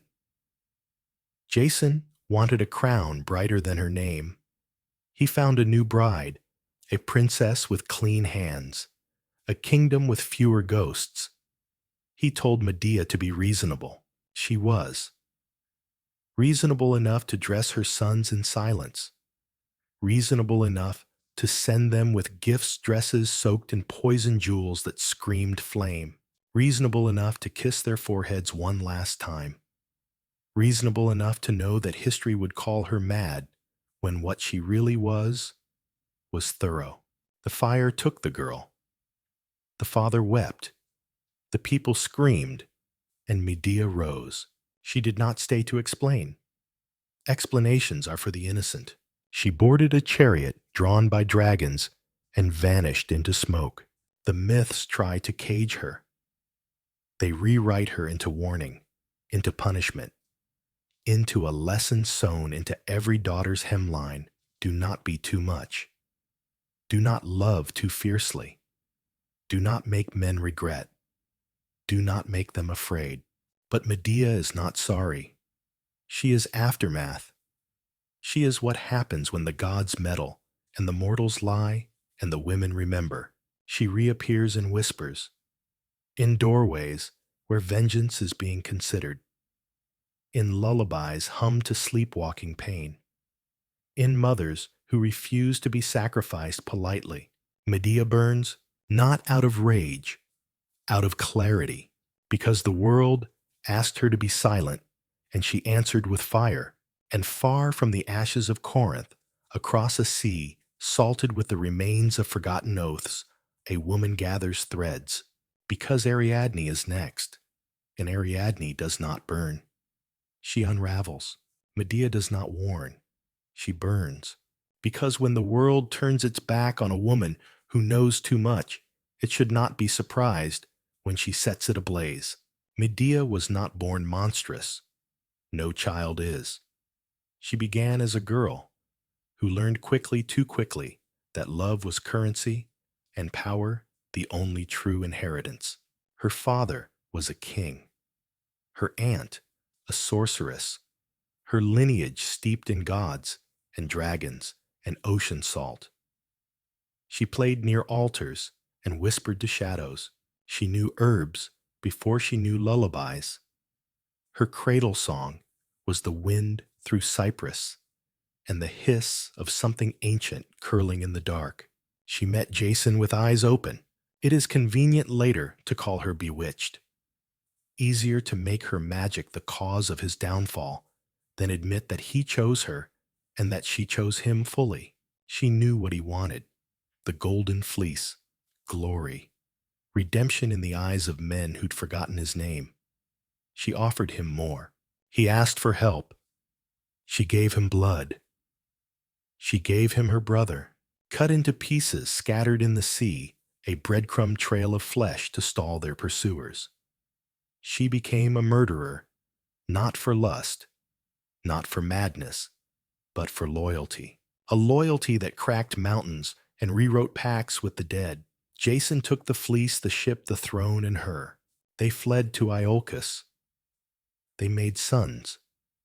They made stories. But memory is a knife with two edges. Medea was always too clever, too foreign, too useful until she wasn't. Jason wanted a crown brighter than her name. He found a new bride, a princess with clean hands, a kingdom with fewer ghosts. He told Medea to be reasonable. She was. Reasonable enough to dress her sons in silence. Reasonable enough to send them with gifts dresses soaked in poison jewels that screamed flame. Reasonable enough to kiss their foreheads one last time. Reasonable enough to know that history would call her mad when what she really was thorough. The fire took the girl. The father wept. The people screamed, and Medea rose. She did not stay to explain. Explanations are for the innocent. She boarded a chariot drawn by dragons and vanished into smoke. The myths try to cage her. They rewrite her into warning, into punishment, into a lesson sewn into every daughter's hemline. Do not be too much. Do not love too fiercely. Do not make men regret. Do not make them afraid. But Medea is not sorry. She is aftermath.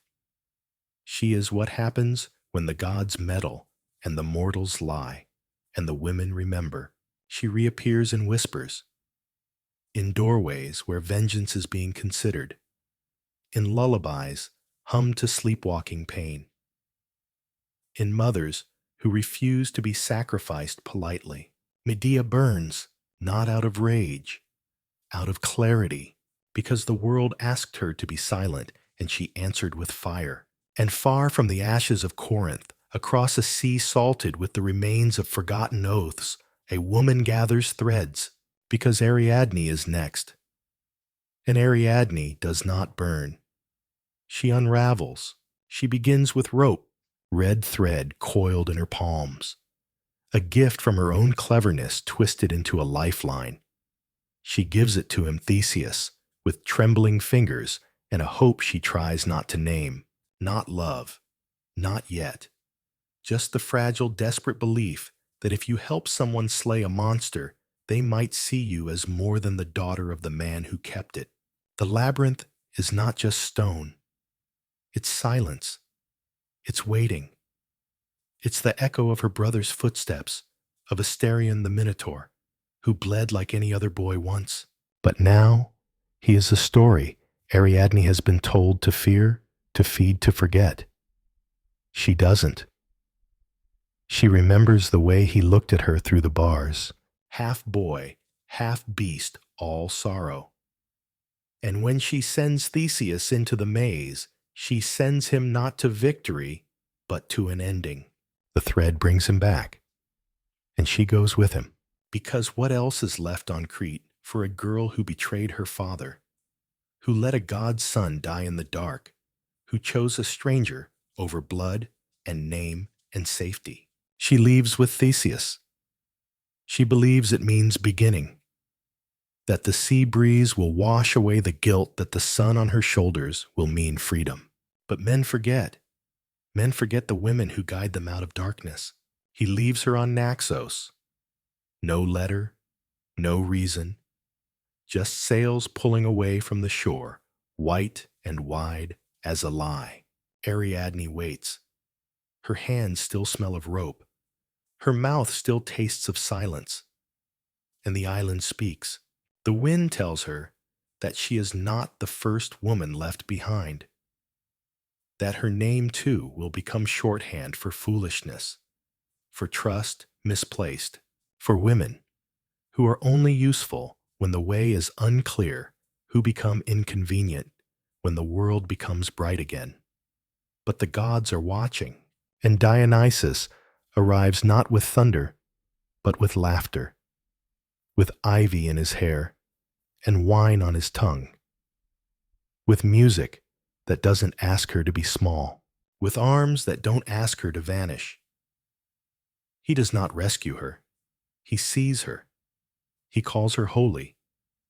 He marries her beneath stars too ancient to remember her name, and still the myths call her lucky, call her redeemed, as if joy in the arms of a god erases abandonment, as if her happiness must now be footnoted with gratitude.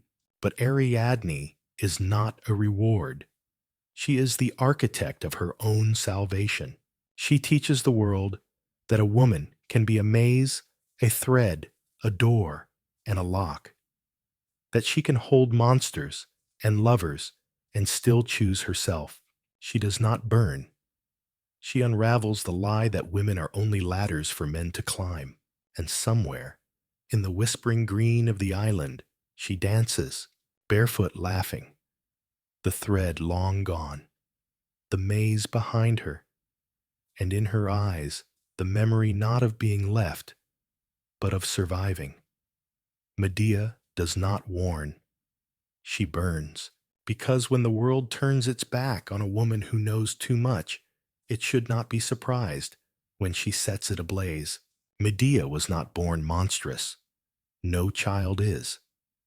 She began as a girl who learned quickly, too quickly, that love was currency and power the only true inheritance. Her father was a king. Her aunt, a sorceress. Her lineage steeped in gods and dragons and ocean salt. She played near altars and whispered to shadows. She knew herbs before she knew lullabies. Her cradle song was the wind through cypress and the hiss of something ancient curling in the dark. She met Jason with eyes open. It is convenient later to call her bewitched. Easier to make her magic the cause of his downfall than admit that he chose her and that she chose him fully. She knew what he wanted: the golden fleece, glory, redemption in the eyes of men who'd forgotten his name. She offered him more. He asked for help. She gave him blood. She gave him her brother, cut into pieces scattered in the sea, a breadcrumb trail of flesh to stall their pursuers. She became a murderer, not for lust, not for madness, but for loyalty. A loyalty that cracked mountains and rewrote pacts with the dead. Jason took the fleece, the ship, the throne, and her. They fled to Iolcus. They made sons. They made stories. But memory is a knife with two edges. Medea was always too clever, too foreign, too useful until she wasn't. Jason wanted a crown brighter than her name.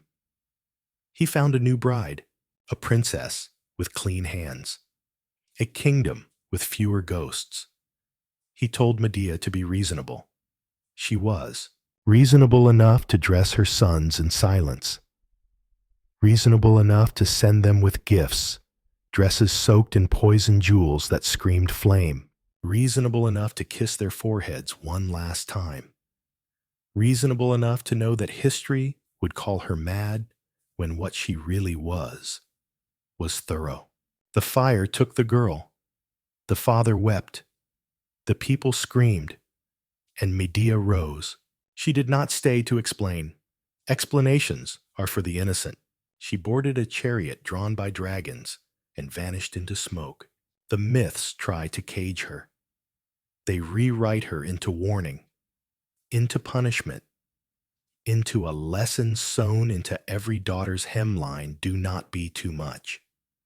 Do not love too fiercely. Do not make men regret.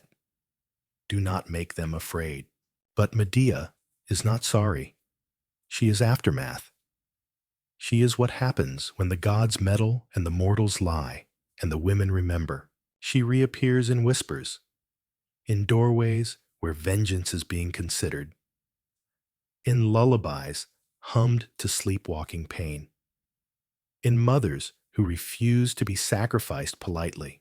Medea burns, not out of rage, out of clarity, because the world asked her to be silent, and she answered with fire.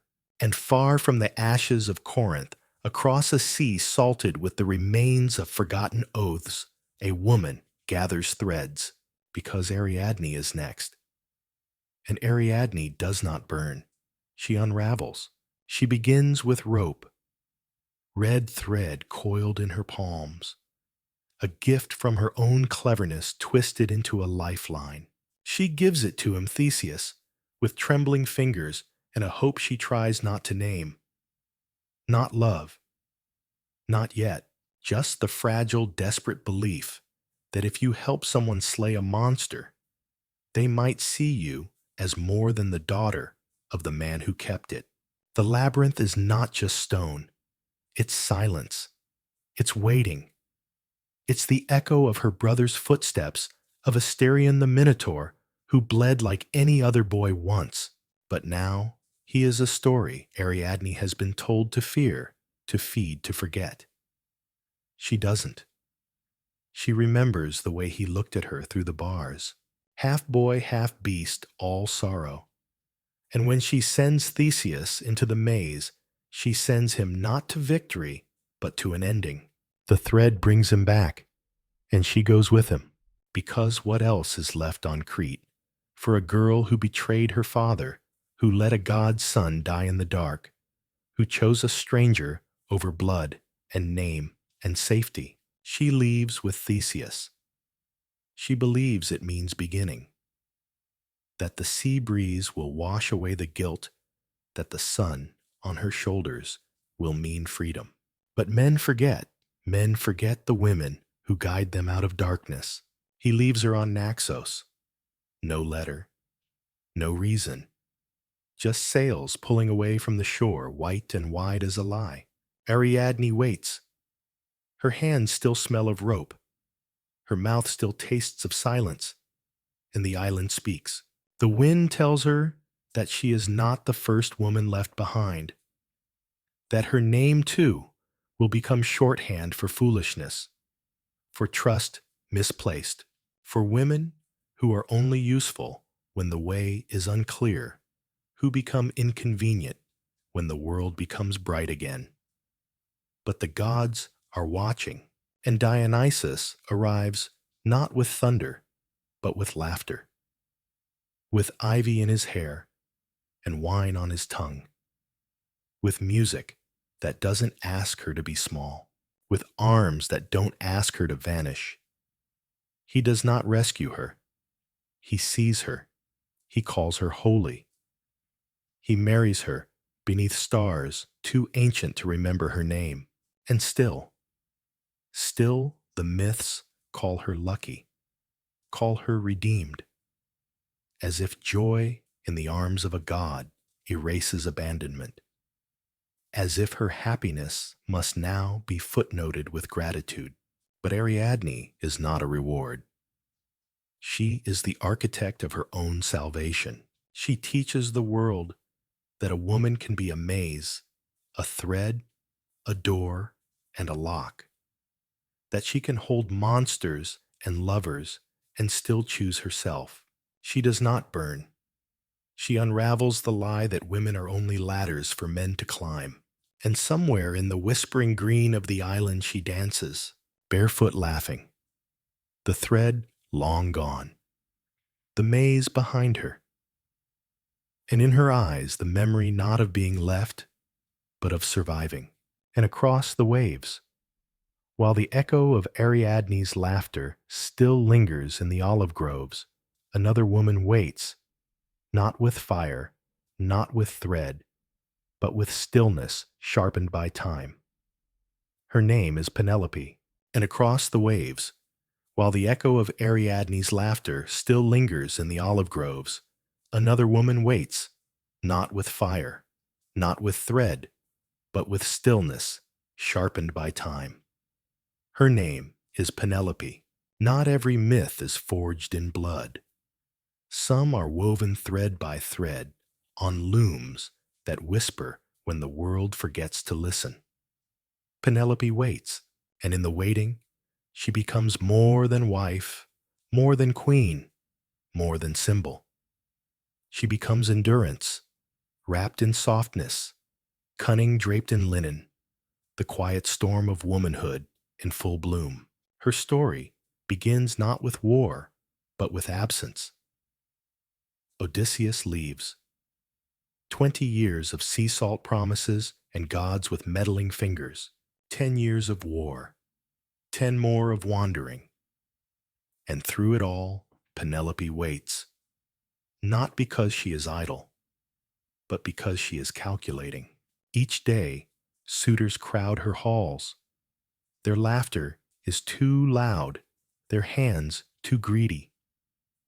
They eat her food, drink her wine, measure her worth by the curve of her cheek and the emptiness of her bed. They call her faithful. They mean it as praise, as condescension, as threat, because a woman alone, too long, must either be claimed or conquered. So she weaves, a shroud for Laertes. She tells them a gesture of piety of duty. She weaves by day and unweaves by night, thread by thread, hope by hope. Her fingers speak in silence what her mouth cannot not yet. Not you. They call her clever. They do not mean it kindly. But Penelope has learned that patience is a blade if held correctly. That silence can be a fortress. That endurance is not weakness, but will sharpened against the whetstone of daily insult. She reads the shifting politics of smiles, deciphers the hieroglyphs of glances. She listens.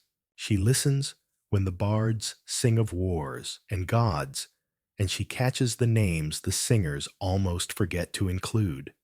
Circe, Calypso, Nausicaa, names that taste of interruption, of temptation, of time spent elsewhere. She hears them and does not flinch, because she knows the truth. Odysseus may be a hero, but even heroes drift, and still she waits. But she is not stagnant. While others see a woman trapped, she becomes the architect of her own resistance. Every thread she pulls in the quiet of night is a battle won. Every morning the tapestry remains unfinished is a small rebellion. She teaches her son to speak with strength, but act with care. She teaches the maids to navigate the razors hidden in courtesy. She teaches herself to live with both longing and fury. Her loyalty is not born of blind love, but of knowledge, of choice, of the quiet certainty that she is worth the return. The suitors grow restless, louder, crueler. They demand a decision. She offers a test. The bow of Odysseus, heavy, reluctant, familiarly unyielding. String it, she says. Shoot it. Prove yourself not by words, but by precision. And one by one, they fail. Muscles too soft, hands too arrogant, backs untrained by the weight of real waiting. And then a stranger, cloaked in age and dust and unrecognition. He lifts the bow, the air changes, the string sings. And in that sound, Penelope hears everything the sea, the years, the women who never forgot their own names. And the arrow flies. The suitors fall. Odysseus stands. But even now, she does not run to him. Penelope has lived too long with shadows to trust them so easily. She tests him as she has tested the world. With words carved in cleverness. With knowledge that only the true man beneath the myth would know. And when he answers, it is not with thunder. It is not with a hero's speech. It is with a memory of a bed carved from a tree still rooted in the earth, of a secret made from shared nights and whispered dreams, of a home they built together.